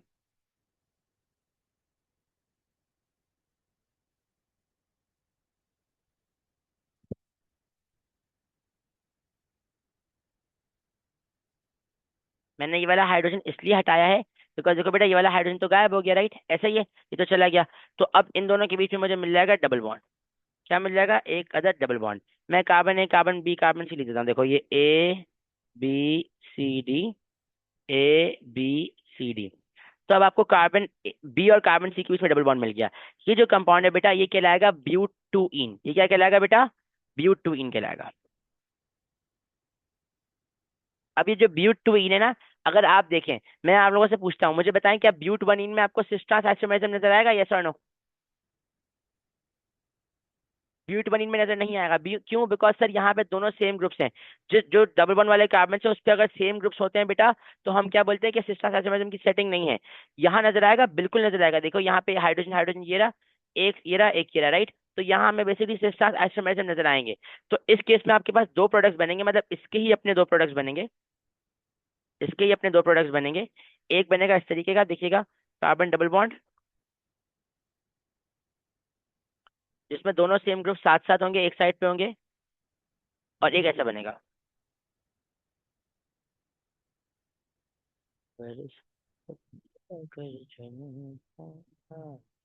ये आपके पास कहलाएगा सिस ब्यूट टू इन। ये आपके पास कहलाएगा ट्रांस ब्यूट टू इन। मैं इतनी जरूरी बात पढ़ा रहा हूँ, ये आदमी मुझे बोल रहे हैं सर अगर आपके गेस्ट पेपर से एक भी सवाल नहीं लगा तो फिर क्या? बेटा नहीं लगा तो नहीं लगा, क्या करें, हम क्या ही कर लेंगे, बताओ। मैंने बताया है कि ये अगर आप समझ रहे हैं ना 25 दिन में पैसा डबल, हाँ, ये 25 दिन में पैसा डबल वाली स्कीम नहीं है। ये जिन्होंने मतलब थोड़ा बहुत पढ़ा है ना उनके लिए अच्छी प्रैक्टिस है, ठीक है। बाकी अल्लाह खैर करे बेटा, बिस्मिल्लाह पढ़े जा रहा हूँ मैं, साथ साथ आपको अभी आप देख नहीं रहे, साथ साथ तस्वीर चल रही है प्रॉपर, ठीक है, साथ साथ तस्वीर चल रही, तो इंशाल्लाह अल्लाह खैर करे, क्या पता चीजें अच्छी लग जाए। Never mind. अगर आप देखें तो इसमें आपके पास एक ब्यूटवनीन बना है, एक सिस ब्यूटुइन, एक ट्रांस ब्यूटुइन। तो आपके पास ऑल टुगेदर तीन प्रोडक्ट्स बने हैं। दोनों जो है ना 63, जो सारे प्रोडक्ट्स हैं बेटा, मैं अगर बात करूँ ना आपके पास, ये भी 33.3% बना, ये भी 33.3% बना, और ये भी 33.3% बना है।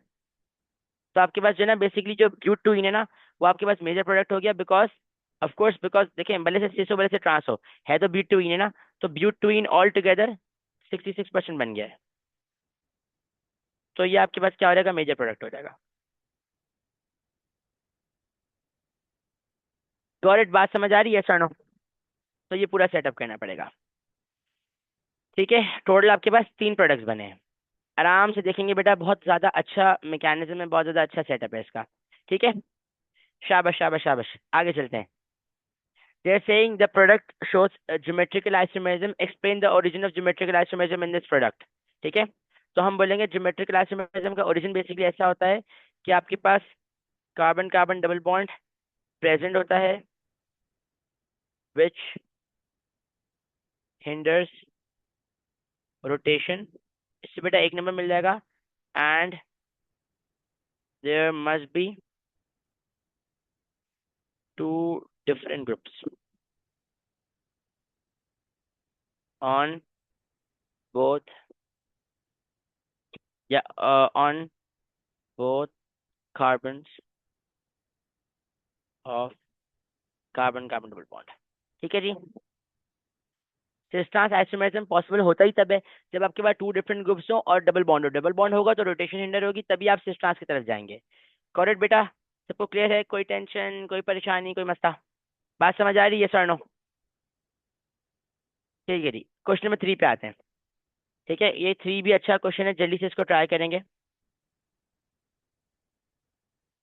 हाँ वैसे ले लेते हैं, 2 मिनट का ब्रेक ले लेते हैं।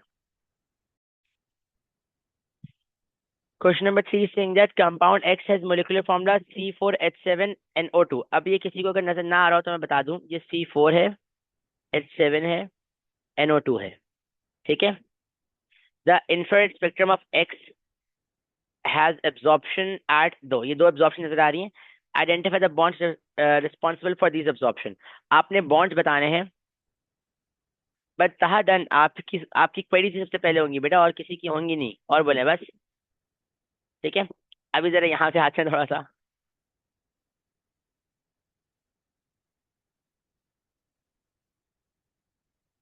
यार इसको हटाओ,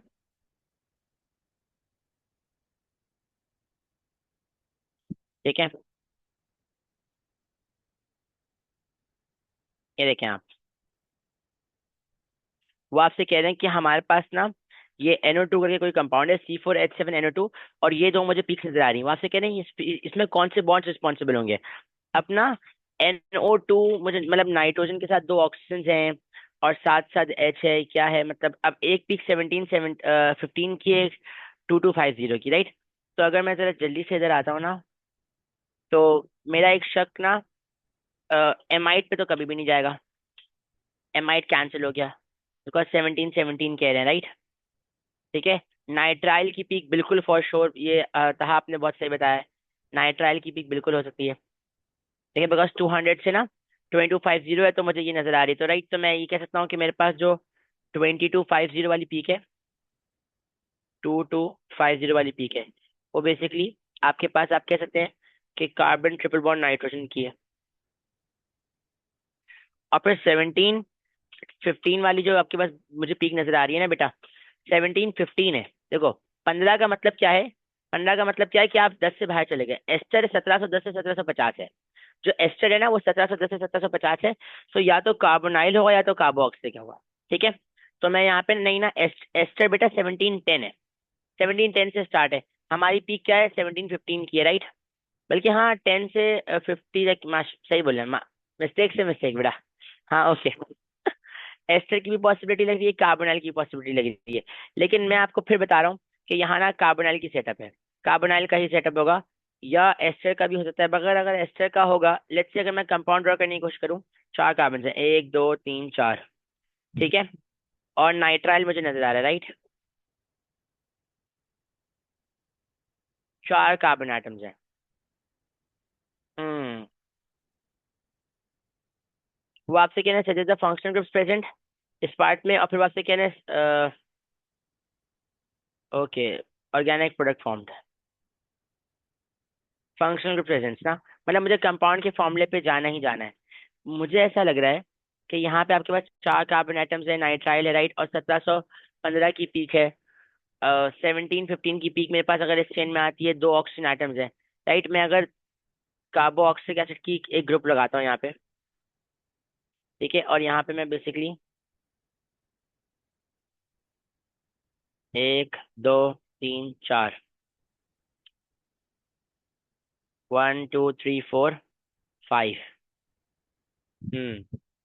इसका सीन ऑफ है, 1 2 3 4 5, बिकॉज ये H7 है, राइट। कार्बोक्सिलिक एसिड का तो हो नहीं सकता, बिकॉज चार कार्बन एटम्स है, तीन ऑलरेडी जा चुके हैं, एक दो तीन चार पांच, नहीं इनका सीन ऑफ है। तो हम क्या करेंगे, बेसिकली अगर मैं कार्बोनाइल पे जाऊं, बिकॉज अगर एस्टर पे जाते हैं ना, एस्टर पे, लेट्स से मैं अगर एस्टर पे जाता हूँ, एस्टर समथिंग लाइक दिस, मुझे ना इसके स्ट्रक्चर को देख लेना चाहिए। ऑक्सीजन यहाँ बना है, और कार्बन डबल वन ऑक्सीजन, और ये कितने कार्बन हो गए, एक दो तीन चार, ये लो, अभी भी आपके पास एक दो तीन चार पांच कार्बन आइटम्स है ना। हाँ बेटा, तो मतलब एस्टर की सेटिंग भी नहीं है और एसिड की सेटिंग भी नहीं है, इसका मतलब क्या है कि यहाँ कार्बोनाइल ही होगा, कार्बोनाइल ही की पॉसिबिलिटी हो सकती है। वैसे मेरी बात सुने, एक मिनट रुके, ये माशाल्लाह मुझे ऐसा लग रहा है ये C4H7 गलत लिखा हुआ है, ये H5 ही था, क्योंकि अगर कार्बोनाइल पे भी आते हैं ना, क्योंकि ये हमारे भाई बहुत नाइस आदमी, उन्होंने कंपाइल करा है, दो ये आ गए कार्बोनाइल पे, बिकॉज मुझे दो ऑक्सीजन चाहिए, एक दो तीन चार पाँच। बेटा हाँ, ये H5 ही है, माय बैड, ये जो है ना ये H5 ही है, H5 ही है, H5 ही, H5 ही है। देखिए ये क्वेश्चन मैंने बनाया था, मतलब ये क्वेश्चन मैंने जो है ना इससे शेयर किया था माशाल्लाह। ये C4H5NO2 है, ठीक है। ये H5 ही होगा, और मैं आपको बताता हूँ ये जो कंपाउंड था ना, this was a carboxylic acid, this was a carboxylic acid. चार, एक दो तीन चार, चार कार्बन आइटम्स। ये बात ना आगे कंफर्म भी हो रहा है हाइड्रोलिसिस वाली बात से, उस पर आएंगे तो और बात समझ आएगी। यहाँ पे आपके पास एक दो तीन चार, चार कार्बन आइटम्स हो गए, और माशाल्लाह एक दो तीन चार पाँच, पांच हाइड्रोजन है, और हमारे पास ना एक HCN है। मुझे एक सेकंड है, मैं देखूं, मैंने ना पेपर का रफ क्वेश्चंस भेजे थे ना, तो मैंने वहां पे H5 भेजा है या H7 भेजा है, ठीक है। एक मिनट में जरा देखूं। अच्छा जी, अगर हम आते हैं जल्दी से ना, तो हमारे पास ना बेसिकली यहाँ पे ये C4H5 है, और NO2 है, राइट। देखो एक दो तीन चार, नाइट्राइल तो पक्का है। अब अगर हम नाइट्राइल के अलावा की बात करते हैं, राइट, तो हमारे पास ना अगर हम आ रहे हैं तो 1617 से 1740 ये कार्बोनल या कार्बोक्सिल की पॉसिबिलिटी बन सकती है। या जिस तरह अगर हम बात करें एस्टर की, तो 1710 से 1750 की पॉसिबिलिटी बन सकती है। तो मैं यहाँ पे बता सकता हूँ कि मेरे पास देखें दो पॉसिबल केसेस हैं। एक तो ये कार्बोक्सिलिक एसिड वाला है, राइट, और एक मेरे पास बेसिकली एस्टर वाला बनेगा, ठीक है। एक मेरे पास बेसिकली एस्टर वाला बन सकता है, बिल्कुल बन सकता है एस्टर वाला, उसकी भी पॉसिबिलिटी है।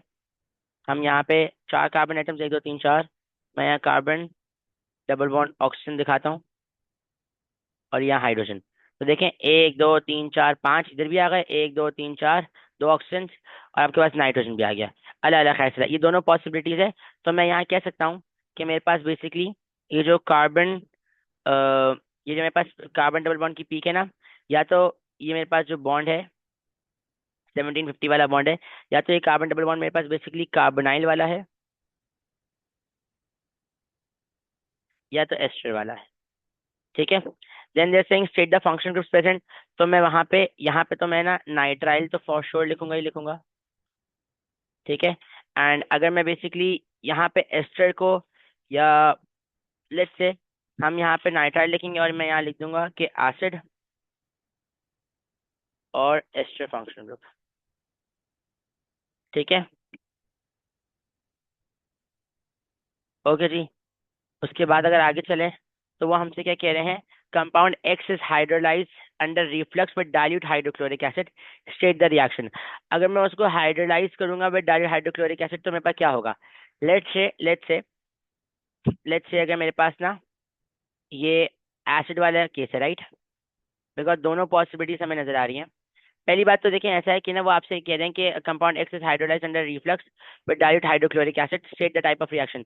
ये तो बेटा आपके पास बेसिकली एसिडिक हाइड्रोलिसिस है, ठीक है, एसिडिक हाइड्रोलिसिस है। फिर वो आपसे कह रहे हैं कि आपने ना ऑर्गेनिक प्रोडक्ट्स को बताना है। अगर मैं इसको बेसिकली इसका हाइड्रोलिसिस करूंगा ना, तो मेरे पास बेसिकली क्या हो सकता है, अगर आप देखें जरा, यहाँ पे अगर मैं इसको बेसिकली नाइट्राइल और एक तरफ कार्बोक्सिलिक एसिड एक तरफ नाइट्राइल समझू ना, तो हमारे पास क्या होगा कि ये कंपाउंड कुछ इस तरीके का बन जाएगा। बिकॉज ये नाइट्राइल पाई जो पार्ट है ये हाइड्रोलाइज होके, इसका हाइड्रोलिसिस होके ये कार्बोक्सिलिक एसिड में कन्वर्ट हो जाएगा, तो ये कुछ ऐसा दिखेगा, CH2 ठीक है, और ये कार्बोक्सिलिक बन गया, तो ये इथेन डायोइक एसिड। बेसिकली ये जो सवाल था ना, ये इथेन डायोइक एसिड वाला ही सेटअप था जो हमने यहाँ करना था। इधर एक पार्ट मिस हो गया, इस पार्ट के बाद यहाँ ना एक part, there was suppose to be a part, जहाँ से मैंने ये क्वेश्चन थोड़ा सा पिक किया था, जहाँ पे हम बेसिकली एक रिएक्शन के थ्रू कंफर्म कर रहे थे कि ये एसिड है, आपके पास एस्टर नहीं है, ठीक है। तो नेवर माइंड ये, क्योंकि मैंने क्वेश्चन वहां से पिक किया था, तो मुझे पता है कि यार ये जो है ना मेरे पास एंड में इथेन डायोइक एसिड ही बन रहा था। लेकिन अगर मैं आपको बताऊं, और अगर हम एस्टर का हाइड्रोलिसिस करते हैं, तो एस्टर का अच्छी बात है, हम एस्टर की हाइड्रोलिसिस भी इस क्वेश्चन के थ्रू देख लेंगे। यहाँ पे आपके पास अगर ये वाला कंपाउंड होता है ना बेट, जो कि बिकॉज अभी वो वाला पार्ट यहाँ मेंशन ही नहीं है, तो अगेन एज अ स्टूडेंट आपको लग सकता है कि सर ये वाला पॉसिबिलिटी भी है, ये वाली पॉसिबिलिटी भी है। तो वहाँ अगर एसिड और नाइट्राइल होगा, तो दोनों कार्बोक्सिलिक एसिड बन जाएंगे, जो कि इथेन डायोइक एसिड हो गया। हाउ एवर अगर आप इस कंपाउंड को देखेंगे, तो यहाँ पे आपके पास ये एक एस्टर फंक्शनल ग्रुप है, राइट, और इसका हमारे पास हाइड्रोलिसिस होगा। इसका जो हाइड्रोलिसिस होगा ना एसिडिक वाला, उसमें क्या होगा कि आपके पास ये कार्बोक्सिलिक एसिड बन जाएगा, एक मिथेनोइक एसिड, एसिड और यहाँ पे आपके पास जो ये वाला बाकी चंक है, ये बाकी चंक ऐसे उठ के बाहर आ जाएगा। इधर आपके पास OH आ गया। एंड ऑफ कोर्स ये नाइट्राइल वाला ग्रुप भी बेसिकली कार्बोक्सिलिक एसिड में कन्वर्ट हो जाएगा, बिकॉज ये एसिडिक हाइड्रोलिसिस हो रहा है, राइट। तो नाइट्राइल वाला ग्रुप भी कार्बोक्सिलिक एसिड में कन्वर्ट हो जाएगा। तो अगेन अगर आप इसको एक एस्टर के उसमें आएंगे देखेंगे ना, तो आपके पास यहाँ नाइट्राइल का भी हाइड्रोलिसिस हो जाएगा और बेसिकली एस्टर का भी। एस्टर का हाइड्रोलिसिस होगा तो ये एक एसिड और ये अल्कोहल चेन, और नाइट्राइल का जब हाइड्रोलिसिस होगा तो आपके पास ये कार्बोक्सिलिक एसिड बन गया। ठीक है। तो ये आपके पास एसिडिक हाइड्रोलिसिस ऑफ एस्टर वाला भी आ गया। अगेन एज आई सेड कि यहाँ पे एक पार्ट था जो मिस हो गया, जो नहीं ऐड हुआ, या तो मैंने ही नहीं भेजा या पता नहीं शायद मुजम्मिल से मिस हो गया, बट नेवर माइंड। उस पार्ट के थ्रू मुझे याद है बिकॉज मैंने जो क्वेश्चन पिक किया था उसमें इथेन डायोइक एसिड का सेटअप था, राइट। लेकिन चलो अगर हम इसी बहाने आते हैं और हम बोलते हैं कि नहीं सर हम एस्टर वाले कंपाउंड को भी कंसिडर करें, तो अच्छा हम एस्टर की हाइड्रोलिसिस भी देख लेंगे। जब एस्टर का कंपाउंड ब्रेक होगा आप हमेशा याद रखेंगे कि हमने जो कार्बन डबल बॉन्ड वाला जो है ना, इसके ऊपर OH लगाना है और यहाँ हमने H लगाना है। जो कार्बन डबल बॉन्ड है इसके ऊपर OH और इसका ऑक्सीजन के ऊपर हमने H लगाना है। तो आपके पास ये मीथेन मिथेनोइक एसिड बन जाएगा और साथ साथ आपके पास एक अल्कोहल ग्रुप आ जाएगा। और नाइट्राइल तो देखो जिस तरह वहाँ हाइड्रोलाइज होकर कार्बोक्सिलिक एसिड में कन्वर्ट हो रहा है, तो यहाँ पे भी वो कार्बोक्सिलिक एसिड में कन्वर्ट हो जाएगा। Done done done done. मतलब मैं ये पूरा भेज दूंगा और इसका जो ये वाला एक पार्ट है ना, लाइक ये वाला पार्ट, मैं ये वाला पार्ट को ऐड करके भी शेयर कर दूंगा, चला टेंशन नहीं ले। ऐड करके भी शेयर कर दूंगा, कोई मसला नहीं, ताकि ये बात कंफर्म हो जाए। लेकिन चलो अच्छा है, इस पार्ट के थ्रू हमें ना एस्टर की हाइड्रोलिसिस वाले बात भी पता चल गई। यहाँ एक छोटी सी बात मैंने आपसे और करनी है। मैं कह रहा हूँ कि अगर ये एस्टर की हाइड्रोलिसिस, अगर ये जो एस्टर की हाइड्रोलिसिस है ना बेटा, this one is acidic hydrolysis. ये क्या है? Acidic hydrolysis. अगर बेटा ये आपके पास ना अल्कलाइन हाइड्रोलिसिस होती, तो पता है क्या होता? अल्कलाइन हाइड्रोलिसिस के अंदर आप डाइल्यूट अल्कली को लेते, और ना ये जो एसिड है ना इसकी जगह ये H है, इसकी जगह आप Na आके लगा देते हैं। ठीक है। और वहां भी एसिड की जगह Na आके लग जाता। अल्कलाइन हाइड्रोलिसिस में बनता एसिड ये, लेकिन उसके पास H की जगह Na आके लग जाता है। सेम गोज पर यहाँ पे भी। अगर ये भी आपके पास अल्कलाइन हाइड्रोलिसिस होता ना, हाइड्रोलिसिस, बिकॉज एसिडिक हाइड्रोलिसिस फिर रीसेंट पेपर में, अल्कलाइन रीसेंट पेपर्स में नहीं है, तो क्या पता वो भी आ जाए। तो H की जगह आपने बस क्या लगाना है? Na आके लगा देना, बस दैट्स इट। ठीक है। करेक्ट। तो ये थोड़ी सी सेटिंग है। ठीक है जी। मैं एक जनरल केस बता रहा हूँ, ये मैंने एसिडिक हाइड्रोलिसिस बताया, यहाँ पे उन्होंने एसिडिक हाइड्रोलिसिस का कहा था। मैंने खुद से बताया कि अल्कलाइन हाइड्रोलिसिस में क्या होगा, H की जगह Na आके लग जाता है। तो ये भी एक छोटा सा पार्ट है जिसको हम देख सकते हैं। करेक्ट। नेक्स्ट पार्ट पे चलते हैं आगे। Then there saying compound X reacts with sodium hydroxide, define weak acid. Weak acid basically क्या होता है? अ सब्सटेंस विच partially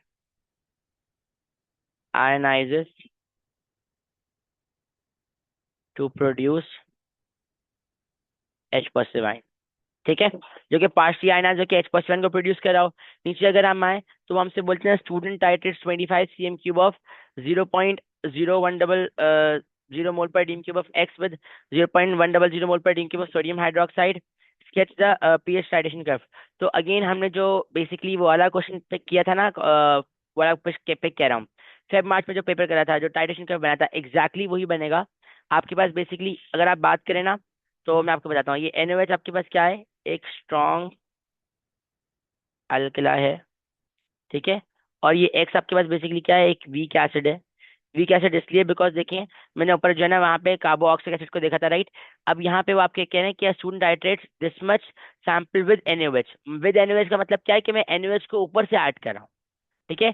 जब आप NaOH को ऊपर से ऐड करें तो टाइट्रेशन कर्व हमेशा ऐसे शुरू होगा। आप एसिड से स्टार्ट करेंगे, वीक एसिड है तो पीएच में 3 ले लूंगा स्टार्टिंग पॉइंट, 3 से मैं स्टार्ट कराऊंगा इसको। ठीक है। अगेन यहाँ पे ना 25 cm³ और दोनों की ना आपके पास कॉन्सेंट्रेशन सेम है। तो C1V1 इक्वल टू C2V2 जब करेंगे तो आपके पास बेसिकली NaOH का वॉल्यूम भी बेटा 25 cm³ ही आ जाएगा। मतलब कि यहाँ पे आपने वॉल्यूम ऑफ NaOH लेना है, एंड ये 25 cm³ है। यहाँ पे आपके पास बेटा 7.5 से 10.5 तक की रेंज की वो बनेगी, वर्टिकल रेंज, जो हमने एग्जैक्टली देखा था। मैंने आपको रेंजेस वगैरह कल दिखा दी थी, बस वही रेंजेस याद करनी, उन्हीं को लगाना है, दैट्स इट। और कोई खास रॉकेट साइंस करनी नहीं है। फिर अगर आप आएंगे तो 50 cm³ पे आना है, और pH 13 तक लेके जाना है। अल्लाह अल्लाह खैर चला। अगर यही सवाल उल्टा होता और वो आपसे बोलते कि मैं टाइट्रेट कर रहा हूँ NaOH को विद एसिड, मतलब मैं इस बार वो आपसे कहते कि मैं NaOH को टाइट्रेट कर रहा हूँ विद एसिड, तो यही आपके पास केस बनता, लेकिन ये ग्राफ उल्टा बन जाता। उस वक्त आपके पास ये जो कर्व बनता ना, ये कुछ ऐसा बनता। आपने देखना है कि मैं ऐड किसको कर रहा हूँ, और मेरे पास कॉनिकल फ्लास्क में कौन है। कॉनिकल फ्लास्क वाले से हमेशा स्टार्ट करना है। अगर ये उल्टा होता ना सवाल, तो फिर हम इसको ऐसे करते हैं, यहाँ वॉल्यूम ऑफ एक्स आता, और फिर ये क्वेश्चन कुछ ऐसे बनता। ठीक है, फिर ये क्वेश्चन कुछ ऐसे बनता हमारे पास। हम pH 13 से स्टार्ट करते, इधर आते, और यहाँ से 3 तक जाते हैं। एंड हमेशा याद रखिएगा कि आपको इक्विवेलेंस पॉइंट दिखाना है। ये pH 9 पे आपका इक्विवेलेंस पॉइंट है, जो मैं ये बना रहा हूँ ना, ये वाला इस क्वेश्चन का आंसर है, और ये मैं आपसे बता रहा हूँ ये अदर वे अराउंड है। मतलब कि अगर वो इसी क्वेश्चन को रीअरेंज करके बोलते कि हम टाइट्रेट कर रहे हैं सोडियम हाइड्रोक्साइड को विद एक्स, तो उस वक्त विद एक्स का मतलब ब्यूरेड में एक्स, नीचे सोडियम हाइड्रोक्साइड, तो फिर आपने यहाँ से स्टार्ट करना पड़ता। करेक्ट। इसकी बस वर्टिकल रेंज इक्विवेलेंस पॉइंट याद कर लें, इंशाल्लाह ये काम हो जाएगा, कोई ऐसा मसला नहीं है। करेक्ट करेक्ट, आगे चलूं? यस और नो? शाबाश। चलिए साथ इसके दो पार्ट्स रह गए बस। Then they saying compound X is prepared using a halogenoalkane and potassium thiocyanate in ethanol. Identify the nucleophile. जब आप बेसिकली हेलोजिनो को पोटेशियम thiocyanate के साथ रिएक्ट कराएंगे ना, पोटेशियम thiocyanate का मतलब है KSCN, सॉरी KCN। तो इस केस में आपके पास जो न्यूक्लियोफाइल होगा बेटा, वो साइनाइड आयन हो जाएगा, CN। ठीक है। एंड अगर आप इस मैकेनिज्म को देखेंगे, तो हेलोजिनो एल्केन का जब पोटेशियम साइनाइड के साथ जो मैकेनिज्म होगा, वो कौन सा होगा मैकेनिज्म, जो कि बच्चा बताएगा? साइनाइड आयन की ना दो केसेस है, ये बात याद रखिएगा। एक, आप साइनाइड आयन को हेलोजिनो एल्केन के साथ,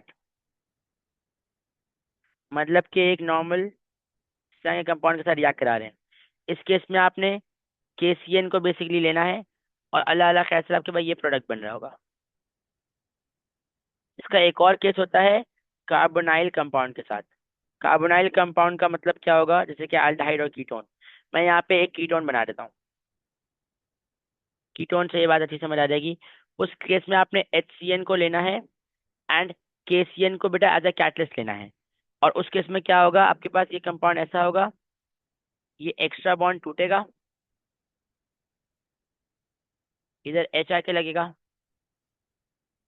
और यहाँ CN। ठीक है। इसका मैकेनिज्म आपके पास होगा न्यूक्लियोफिलिक सब्स्टिट्यूशन, और इसका मैकेनिज्म होगा न्यूक्लियोफिलिक एडिशन। न्यूक्लियोफिलिक क्यों? बिकॉज इन दोनों केस के अंदर आपके पास ना साइनाइड आयन ही बेटा क्या है, न्यूक्लियोफाइल है। बट क्योंकि यहाँ सारे सिंगल बॉन्ड्स हैं, तो सब्स्टिट्यूशन, यहाँ डबल बॉन्ड है तो एडिशन। ठीक है, एडिशन। आ रही बात समझ? तो इसका मैकेनिज्म क्या हो जाएगा, न्यूक्लियोफिलिक एडिशन। करेक्ट। बस बस खत्म करने वाले क्लास। तो ये एक क्वेश्चन था हमारे पास, इसको भी देख लें। कल ना 5 बजे क्लास लेंगे इंशाल्लाह, 5 बजे या 6 बजे का कर लेते हैं कुछ, 1 घंटे की बस ना, 1 डेढ़ घंटे की बस क्लास लेंगे। मैं इनऑर्गेनिक का थोड़ा पार्ट बताऊंगा, जॉइंट कूलेंट कंपाउंड का थोड़ा सा बात बताऊंगा, उसके बाद बस जो है ना वो कर लेंगे। अभी बस ना ये वाला पार्ट जो क्वेश्चन में 4 जल्दी से कंप्लीट करें। छोटा सा क्वेश्चन है, ज़्यादा नहीं है। इसमें बहुत अच्छे अच्छे छोटे छोटे पुराने कॉन्सेप्ट हैं, जो आप लोग बड़े अरसे पहले आप लोगों ने पढ़े हुए होंगे, तो इनको जल्दी से रैप अप कर लेंगे, फिर खत्म। ठीक है। क्वेश्चन नंबर 4 पे आते हैं, आसान क्वेश्चन है बहुत ज़्यादा। वो आपसे कह रहे हैं, शाबाश शाबाश, जल्दी से जल्दी से। Nitrogen monoxide and nitrogen dioxide are atmospheric pollutants. Nitrogen dioxide contains an unpaired electron. State the term given, जो कि हम बेसिकली एक ऐसी स्पीशी को देते, एक ऐसे स्पीशी को देते हैं जिसके पास एक अनपेड इलेक्ट्रॉन होता है, तो वो आपके पास कहलाता है फ्री रेडिकल। फ्री रेडिकल भी नहीं, बस रेडिकल बोलते हैं, या बोल दो फ्री रेडिकल। बिकॉज रेडिकल एक ऐसा सब्सटेंस होता है जिसके पास क्या होता है, एक अनपेड इलेक्ट्रॉन होता है। अगर आपके पास एक अनपेड इलेक्ट्रॉन है बेटा, तो मैं आपको क्या बोलूंगा, रेडिकल बोलूंगा। ओके जी। उसके बाद अगर आते हैं, state the shape of nitrogen dioxide. अब यहाँ मेरी बात सुन लें। शेप के लिए बेटा, अब लेट्स से ये कंपाउंड आप बोल सकते हैं कि सर ये तो हमने पढ़ा था, कोई बच्चा मुझे इसका शेप बता दे। वैसे वैसे मुझे बताएं, किसी को पता है इसकी शेप क्या होगी? बेटा एनर्जी लगाएं अपने अंदर थोड़ी सी, कॉफी वॉफी पिए। इसकी शेप किसी को पता है क्या? नाइट्रोजन डाइऑक्साइड की, नाइट्रोजन डाइऑक्साइड की। लीनियर? नो वे। देखिए शेप को ना आइडेंटिफाई, बिल्कुल बिल्कुल बिल्कुल। हम इसको ना, अच्छा इसको पता है कैसे लिखेंगे? वी शेप बैंड ना लिखें प्लीज, आप लिखेंगे non linear V shaped band. ठीक है, लेकिन इसको आइडेंटिफाई कैसे करना है? देखो बेटा नाइट्रोजन डाइऑक्साइड को ना, मैं आपको बताऊं, इसके लिए आपने हमेशा जो है ना, ट्रिगोनल प्लेनर क्यों नहीं होगा बेटा? सर तो सल्फर डाइऑक्साइड ट्रिगोनल प्लेनर होगा।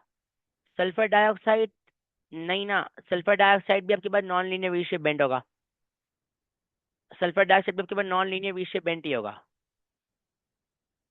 ठीक है, असल में हमारे पास जो है ना, आप लोगों ने क्या करना होगा, हमेशा सेंट्रल कार्बन को देखना है, और उसके बाद जो है ना डॉट एंड क्रॉस डायग्राम, या फिर आप electronic configuration, dot and cross diagram में तो लंबी हो जाएगी, इलेक्ट्रॉनिक कन्फिग्रेशन को ड्रॉ करके अंदाजा करना है कि आपके पास बेसिकली क्या शेप है, जो सेंट्रल आइटम है उसके ऊपर कितने लोन पेयर हैं नहीं है, क्या सेटिंग है।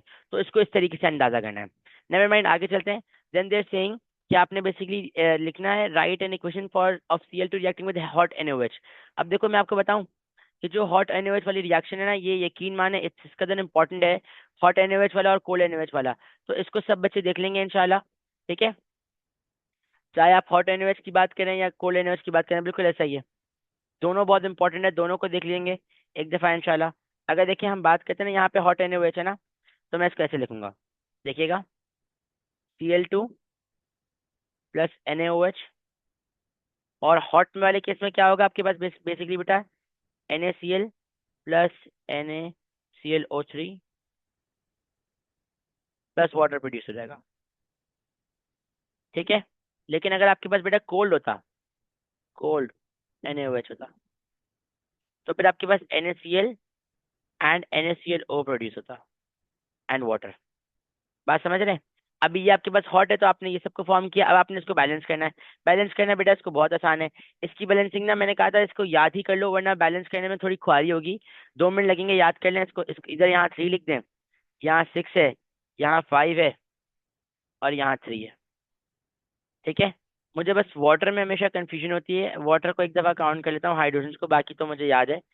अगेन इसकी इसकी बैलेंसिंग और इसकी बैलेंसिंग याद कर लें, हॉट और कोल्ड वाले की ना, ताकि खुआरी ना हो। ये 3 6, हाँ सही है, वाटर 3 होगा। ठीक है जी, शाबाश, देख लें। नेक्स्ट पार्ट पे आते हैं।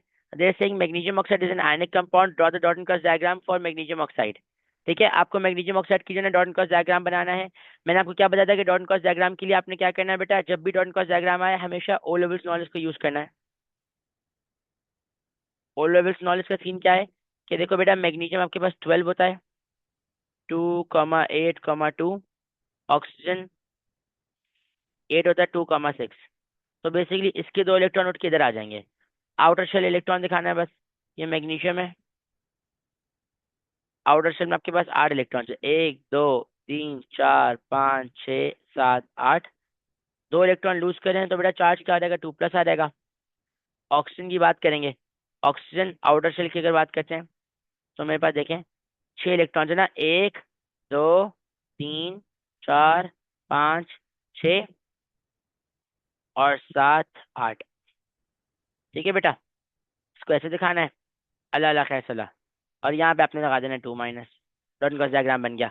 डॉट एंड क्रॉस डायग्राम बहुत सारे टेस्ट पेपर में बहुत सारे बच्चों ने गलत करे हुए हैं। ये आयनिक कंपाउंड इसका ऐसे बनेगा।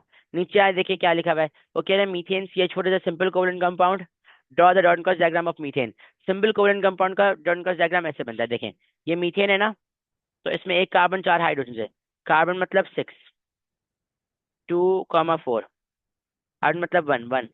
तो हम क्या बोलेंगे, ये कार्बन, और 1 2,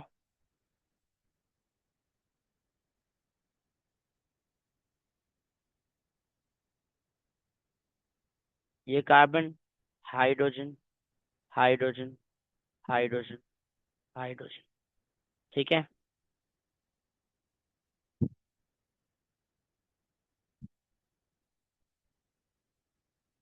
और हमने आउटर शेल में देखा 4 इलेक्ट्रॉन है, 1 2 3 4, ये क्रॉस आपके पास कार्बन के इलेक्ट्रॉन्स हो गए, और डॉट आपके पास इसके इलेक्ट्रॉन्स हो जाएंगे।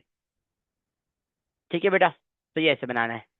हमेशा ओवरलैपिंग सिंपल कोवलेंट कंपाउंड में होगी, joint covalent sorry, simple covalent compound में ओवरलैपिंग होगी, और आयनिक कंपाउंड में सेपरेट सेपरेट बनेंगे। ठीक है, तो इसमें कोई बच्चा मिस्टेक ना करे। फिर नीचे वो आपसे कह रहे हैं कि explain why methane has a low melting and boiling point, क्यों? बिकॉज बेटा हम बोलेंगे कि methane has week intermolecular forces, या वीक आईडीआईडी भी ले सकते हैं, बिल्कुल आईडीआईडी भी ले सकते हैं, वैंडर वाल फोर्स भी ले सकते हैं। मैं आईएमएफ लिख रहा हूँ, आईएमएफ की जगह आप इस तरह लिखते हैं, week intermolecular forces.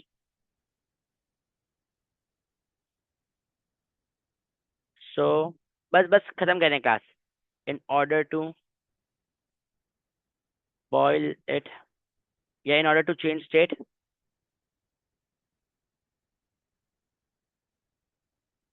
comma less amount of energy is required। अच्छा, अनफॉर्चुनेटली एक छोटी सी बात बताऊं, वीक इंटरमोलिकुलर फोर्सेस लिख देंगे ना और उसके बाद ये वाली बात नहीं लिखेंगे तो एक नंबर कट जाएगा। तो यार ये वाली बात भी देख लें कि weak intermolecular forces and so less amount of energy is required to overcome them.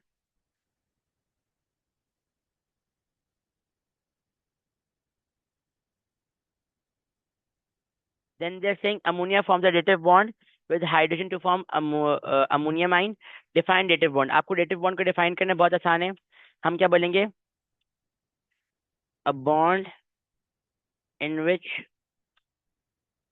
both shared electron pairs are provided by one of the atoms, comma one atom, एक नंबर इसमें मिलेगा। फिर आपने लिखना है one atom is donor of electron and one atom is acceptor of electron. बात आ रही समझ आप लोगों को? यस और नो? क्लियर है एकदम? आगे चलो। Then they are saying water molecules, come on सब रिस्पॉन्ड करें, शाबाश बेटा, सोए नहीं सोए नहीं। Water molecules form hydrogen bonds, draw two water molecule showing hydrogen bonds. तो ये भी बहुत आसान है बेटा, वाटर मॉलिक्यूल्स को जो बनाना है हाइड्रोजन बॉन्ड्स को शो करने के लिए लोन पेयर्स वगैरह लाजमी बनाएंगे। ये देखो,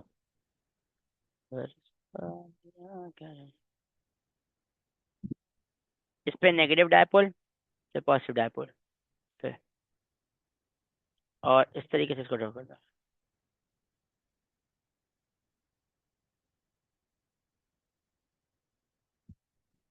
लोन पेयर से बेटा अट्रैक्शन दिखानी है, लोन पेयर से इलेक्ट्रोडेफिशिएंट हाइड्रोजन तक, एंड यहाँ भी लोन पेयर से इलेक्ट्रोडेफिशिएंट हाइड्रोजन तक। ये जो अट्रैक्शन है ना बेटा, ये लोन पेयर वाली जो अट्रैक्शन है, लोन पेयर से इलेक्ट्रोडेफिशिएंट हाइड्रोजन तक, इस अट्रैक्शन को बेटा हम कहते हैं हाइड्रोजन बॉन्डिंग। ठीक है बेटा?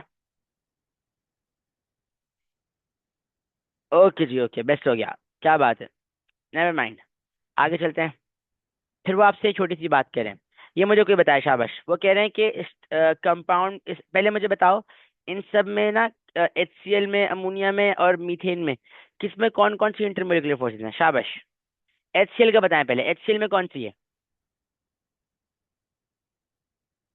HCl में कोवेलेंट है बेटा। आयशा नींद आ रही है, नींद आ रही है। इलेक्ट्रोस्टैटिक, ओ माय डेज, क्या बात है हुजैफा। ये आया ना, ये लड़का जो है ना कुछ करेगा। Haseeb PT forces. तुम्हारा नंबर ना अभी तक मैंने, पता नहीं हसन या हसीन, पता नहीं किस नाम से सेव रखा हुआ है, उसको सही नहीं करा मैंने। HCl की अगर बात करते हैं, ठीक है, तो HCl के अंदर बेसिकली आपके पास बिल्कुल बिल्कुल डायपोल डायपोल होगी, पीडी फोर्सेस।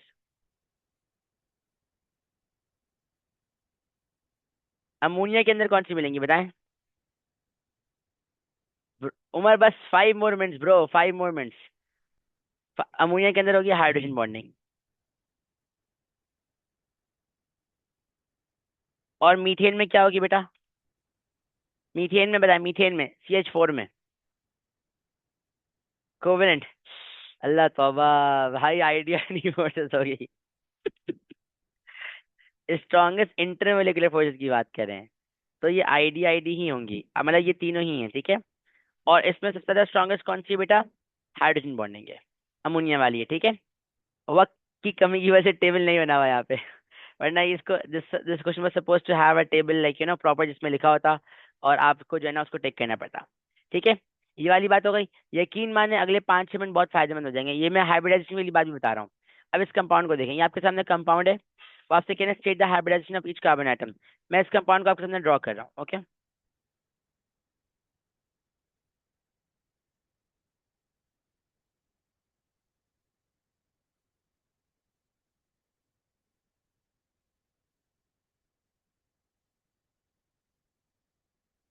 ये ले, अच्छा जी। अगर आप इस पे देखें तो ये आपके पास कंपाउंड है, राइट। अगर मैं आपसे बोलता हूँ, सबसे पहली बात, कभी भी बेटा हाइब्रिडाइजेशन का फॉर्मूला है ना, छोटी सी शॉर्ट ट्रिक है। शॉर्ट ट्रिक क्या है? कभी भी सारे कार्बन कार्बन सिंगल बॉन्ड्स होंगे, तो हाइब्रिडाइजेशन बेटा हो जाएगी sp3। Carbon carbon double bond होगा, तो hybridisation sp2। Carbon carbon triple bond होगा, तो हाइब्रिडाइजेशन sp, ठीक है। उस वाले केस में sp3 फिर sp2 और sp, करेक्ट।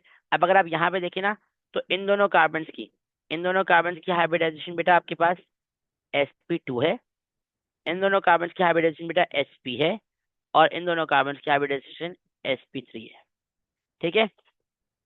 तो पहले वाले दोनों कार्बन की है sp2, दूसरे वाले दोनों कार्बन में ट्रिपल बॉन्ड है तो sp, तीसरे चौथे वाले कार्बन में 4 सिंगल बॉन्ड है तो बेटा sp3 हाइब्रिडाइजेशन, ठीक है।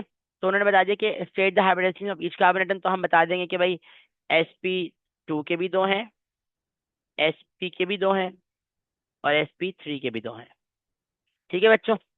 Then there saying state the shape around carbon का, state the shape around carbon atom 1 and carbon atom 3। Carbon atom 1 का मतलब बेटा ये वाला, एंड कार्बन एटम 3 का मतलब ये वाला। पहले 1 के अराउंड बताएं। बीच में कोई भाई आए थे ना ट्रिगनल प्लेनर वाले, तो ये होगा ट्रिगनल प्लेनर, बिकॉज देखो सेंटर, सेंट्रल कार्बन एटम आ गया, 1 2 3, 3 bonded pair, 3 of electron density, shape will be trigonal planar या ट्रिगनल या ट्राइगोनल प्लेनर। तो कार्बन 1 के आगे बेटा ट्राइगोनल प्लेनर। कार्बन 3 पे आए, कार्बन 3 पे बताएं। सेंट्रल एटम कार्बन आ गया, 1 2, 2 ऑफ इलेक्ट्रॉन डेंसिटी, तो ये क्या हो जाएगा? लीनियर हो जाएगा। क्या बात है बेटा, लीनियर हो जाएगा। नेवर माइंड, आगे चलते हैं। Then they are saying silicon tetrachloride and phosphoric chloride react separately with water. Write an equation for SiCl4 with water and PCl5 with water. ठीक है, SiCl4 and PCl5 with water वाली equation आपको बतानी है। तो again ये भी काफी हमारे पास ना अच्छी इक्वेशंस है, ठीक है। अगर आप SiCl4 को पानी के अंदर ऐड करोगे, आपके पास क्या बनेगा? SiO2 प्लस HCl बन जाएगा, राइट। ऐसा ही है, यस और नो? अगर आप SiO2 को बेटा बेसिकली बेटा पानी के अंदर ऐड करेंगे ना, माशाल्लाह SiCl4 है ना। देखो देखो, नहीं नहीं नहीं, SiO2 तो नहीं, SiO2 बनेगा, SiCl4 को ऐड करें तो, और आपके पास यहाँ देखो 4 हाइड्रोजन है ना, तो 4 क्लोरीन है, सॉरी, तो आपने यहाँ भी 4 लगाना है। बाकी ऑक्सीजन 2 है, हाइड्रोजन के लिए यहाँ 2 लगा देंगे, सब बैलेंस हो गया ऑटोमेटिकली, ठीक है। काफी अच्छी इक्वेशन थी, नेवर माइंड। नीचे आते हैं, फिर आपसे कह रहे हैं PCl5 with water. PCl5 with water वाली इक्वेशन भी माशाल्लाह हम लोग कब से पढ़े ही जा रहे हैं, पढ़े ही जा रहे हैं, और हमने इतना अच्छा वो पढ़ी है, PCl5 विद वाटर वाली, राइट। तो उसको भी हम ऐसे देख लेंगे। PCl5 को जब आप क्या कह रहे हैं बेटा, यहाँ PCl5 है ना, तो फॉस्फोरिक एसिड बनेगा एंड HCl फॉर्म हो जाएगा। यहाँ 5 लगा देंगे इंशाल्लाह, अगर 5 क्लोरीन है, ठीक है। सर ये वाले लास्ट रिएक्शंस में कौन से चैप्टर के नोट्स से रिवाइज करें? बेटा ये उससे करने पड़ेंगे, क्या नाम है, लाइक व्हाट डू यू से, लाइक आपको उससे ही देखना पड़ेगा। इनऑर्गेनिक या इनऑर्गेनिक से ही देखना पड़ेगा। ठीक है, इसकी बैलेंसिंग करेंगे। यहाँ पे आपके पास हाइड्रोजन बेसिकली इधर हो गए 3, इधर इधर इधर 5 8 आ गए है ना। तो मुझे यहाँ पे बेसिकली 4 लगाना पड़ेगा। अगर बेटा ये PCl3 होता ना, तो फिर मेरे पास फॉस्फोरस एसिड बनता H3PO3 NaCl बनता। ठीक है, तो ये भी जो ना दो आपके पास वो केसेस हैं, इसको देख लें। ग्रुप 17 नहीं, ये जो ये वाले दो रिएक्शन थे ना, ये ग्रुप 3 के हैं। ठीक है, सॉरी पीरियड 3 के हैं, पीरियड 3 के। Then they are saying hydrogen iodide can reduce. ये बहुत अच्छा केस आ गया, देख लें इसको, देख लें। वो आपसे कह रहे हैं hydrogen iodide can reduce concentrated sulphuric acid, right an equation for the reaction of HI with concentrated sulphuric acid. अब मुझे बताएं कितने बच्चों को ये याद है, कितने बच्चों को ये इक्वेशन याद है? क्या बात है, माशाल्लाह। सिर्फ इनको याद है, मनाहिल को याद है, बाकी किसी को नहीं याद। क्या इक्वेशन है बताएं बेटा। चले याद है तो मैं बताता हूँ। सर नींद आ रही है। अरे बेटा माजरत, हमें भी आ रही है, ये लो। HI + H2SO4 एंड I2 बनेगा, और आपके पास H2S बनेगा। ठीक है, बस ये बात सुने फिर चले जाइएगा, H2O बन जाएगा। मैं इस पूरे पेपर की बात कर रहा हूँ ना। मैंने इस पूरे पेपर को बनाने के बाद ना, मैंने इस पूरे पेपर को देखा ना, उसके बाद फिर ना मैंने ना कुछ 3 जगहों पे ना मैंने ऐसे मतलब मेरा दिमाग बोला कि नहीं यार ये तो पार्ट आएगा। एक उसमें से एक ये वाला चंक है, ये वाला पार्ट। फिर एक जो वो मैकेनिज्म था ना 2 क्लोरोप्रोपेन, जिसमें 2 ब्रोमोप्रोपेन मेजर प्रोडक्ट क्यों है वो, एलिमिनेशन वाली बात, और बीच में कोई एक आध और चंक था जो मुझे लगा कि नहीं यार इसमें तो मेरा ख्याल है आना ही आना चाहिए। और एक ये पार्ट है, क्योंकि ये भी काफी इंपॉर्टेंट चंक है, रिसेंटली आया हुआ नहीं, तो ये इसको देख लेना बहुत बेहतर है। और अगर हम बात करें इसकी बैलेंसिंग में, तो इसकी बैलेंसिंग यार इसकी ना बड़ी अच्छी बैलेंसिंग है। बेहतर ये है कि आप भी इसको याद करें तो अच्छा है बैलेंसिंग को, वरना इसको समझना थोड़ा सा लंबी हो जाएगी। बिकॉज यहाँ पे आपके पास समझो सल्फर का भी इशू आएगा, ऑक्सीजन का भी इशू आएगा। मैं इसकी बैलेंसिंग को भी यहाँ याद कर लो। इधर 8 आता था बेटा, इधर 4 आएगा। इसके आगे का मुझे याद नहीं है, मैं खुद भूल गया हूँ, एक मिनट रुको। ये तो मुझे याद है, 8। 8 हाइड्रोजन और ये 2, 10 हो गए ना, 10 हाइड्रोजन। यहाँ हमें 2 चाहिए और वो चाहिए ना, 4 लगा देंगे। चलो भाई, बेस्ट हो गया। ठीक है, तो अल्लाह अल्लाह खैर, ये इक्वेशन है। यहाँ पे बेसिकली होता क्या है, मैं अगर आपको थोड़ा सा बता सकूँ, जल्दी से बताना, जल्दी से देखें। आयोडाइड आयन पता है क्या करता है? H2SO4 को रिड्यूस करेगा, और पहले कन्वर्ट कर देगा बेटा सल्फर डाइऑक्साइड में, फिर कन्वर्ट करेगा सल्फर में, फिर कन्वर्ट करेगा H2S में। ठीक है, मतलब कि बहुत ज़्यादा दहशत है आयोडाइड आयन की। यहाँ पे इसका 6+6 है, ये +4 है, ये 0 है। खैर खैर बेटा, हमने मान लिया कि आपको पता था, बस और बोलें। और ये सल्फर पे -2 आ जाएगा। अब वो आपसे पूछेंगे कि बेटा इसकी ऑब्जर्वेशन क्या है, जो नीचे वाला पार्ट है। तो इसकी ऑब्जर्वेशन, बहुत सारी ऑब्जर्वेशन है। जब ये रिएक्शन हो रहा होगा ना, बीच में जब सल्फर बनेगा, तो आपको येलो मेटल भी नजर आएगा। तो आप ये भी लिख सकते हैं कि आपको येलो मेटल नजर आ रहा है। ठीक है, आप ये भी कह सकते हैं कि आपको येलो मेटल नजर आ रहा है, येलो PPT सीन। ये वाली बात हो सकती है। फिर सबसे अच्छी ऑब्जर्वेशन जो है ना, ये अभी एमएन ने बताई। एमएन ने क्या बताई कि हमें बेसिकली ये जो H2S है ना, H2S, इसकी रॉटन एग की स्मेल आएगी, मतलब गंदे से अंडे की। हाँ बिल्कुल बिल्कुल, ये माशाल्लाह पूरी कहानी लिख दी उन्होंने। रॉटन एग की स्मेल आएगी, रॉटन एग स्मेल आएगी। ठीक है, एंड उसके बाद आपके पास बेसिकली अगर हम बात करते हैं, तो हमारे पास बिल्कुल जो पर्पल वाली बात है ना, वो भी कर सकते हैं। लेकिन मैं आपको बताऊं, पर्पल वाली बात से ना बहुत बेहतर है हम पता है यहाँ पे क्या लिखें। मुझे येलो प्रेसर बहुत अच्छा लग रहा है, डॉट नेक्स्ट स्मेल। फिर दूसरी बात ये है कि आप ना, ये जो आयोडीन है ना, ऑफ कोर्स ये आयोडीन जो है ना आपके पास वाइट फ्यूम्स नहीं कहें, वाइट फ्यूम्स ना बोलें। वाइट फ्यूम्स तो बेटा HCl के होंगे जो डिसअपियर हो जाएंगे। हाँ ये कह सकते हैं कि वाइट फ्यूम्स विल डिसअपियर, ये आप कह सकती हैं कि वाइट फ्यूम्स विल डिसअपियर। लेकिन वाइट फ्यूम्स बनाए नहीं, इससे बहुत बेहतर है, क्योंकि यहाँ पे आयोडीन बनेगा ना, तो RTP पे क्या होगा कि आहिस्ता आहिस्ता ना जो आयोडीन है वो बेसिकली ब्लैक सॉलिड में डिपॉजिट होना शुरू हो जाएगा। तो आप ये भी कह सकते हैं कि यहाँ पे आपके पास ब्लैक सॉलिड विल डिपॉजिट। बाकी जो पर्पल वाली बात है ना, तो ये पर्पल वाली बात, पर्पल वेपर्स वाली बात, ये पर्पल सॉल्यूशन वाली बात, वो सही है, मतलब मैं ये नहीं कहूँगा गलत है। बट बेहतर है कि आप इन तीनों को जो है ना देख लें, ज़्यादा अच्छी है। सबसे अच्छी रॉटन एक्स स्मेल है, ब्लैक सॉलिड भी बहुत अच्छा है, राइट। बिकॉज आयोडीन बन रहा है, आयोडीन आपके पास इवेंचुअली, क्योंकि आरटीपी है ना बेटा, तो ये सॉलिड में आ जाएगा, ये सॉलिड में आ जाएगा। ये आपके पास इनिशियली गैस में होगा, ये लिक्विड में होगा, वो सॉलिड में बन जाएगा, ये भी गैस है और ये लिक्विड है। ठीक है, ये सारा सेटअप होगा आपके पास। ये आता है 3 नंबर के लिए, नहीं नहीं बेटा 2 नंबर के लिए आता है, 2 नंबर, मैक्सिमम 2 नंबर। सर आपका पेपर लगा, मैं आपको ट्रीट दूंगी, दूंगा। अच्छा अच्छा सॉरी मोहसिन भाई, माजरत, आई थॉट यू सेड दूंगी। दूंगा, बट डन हो गया बेटा। अगर मेरा पेपर लगा तो बिल्कुल आपसे ट्रीट लेंगे बेटा, फिर आपको यकीन माने ढूंढेंगे दुनिया में, आप कहाँ भी होंगे, आपसे ट्रीट लेंगे। अच्छा मेरी बात सुने, मैं कह रहा हूँ कि ना अल्हम्दुलिल्लाह ये पेपर हो गया। एक तो ये जो छोटा सा पार्ट था ना, वो जो एक पार्ट मिसिंग है, ताकि ये कंफर्म हो जाए कि ये एस्टर वाला है या नाइट्राइल वाला है, मैं वो पार्ट भी ऐड कर देता हूँ इंशाल्लाह, कोशिश करता हूँ।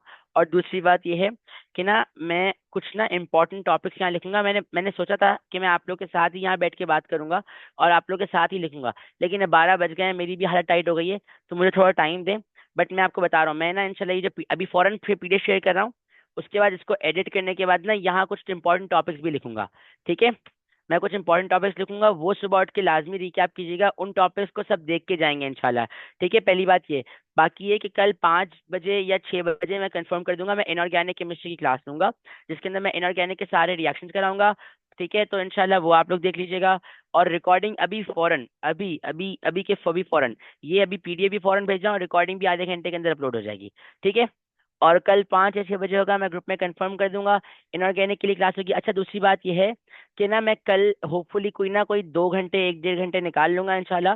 तो जिस बच्चे को जो कुछ क्वेरीज वगैरह भी है ना, मैं उसके लिए भी अवेलेबल होऊंगा, लाइक आप जूम पे आ सकते हैं, मैं टाइम बता दूंगा। तो इंशाल्लाह ना आप आराम से आएँ, कोई मसला ही नहीं है।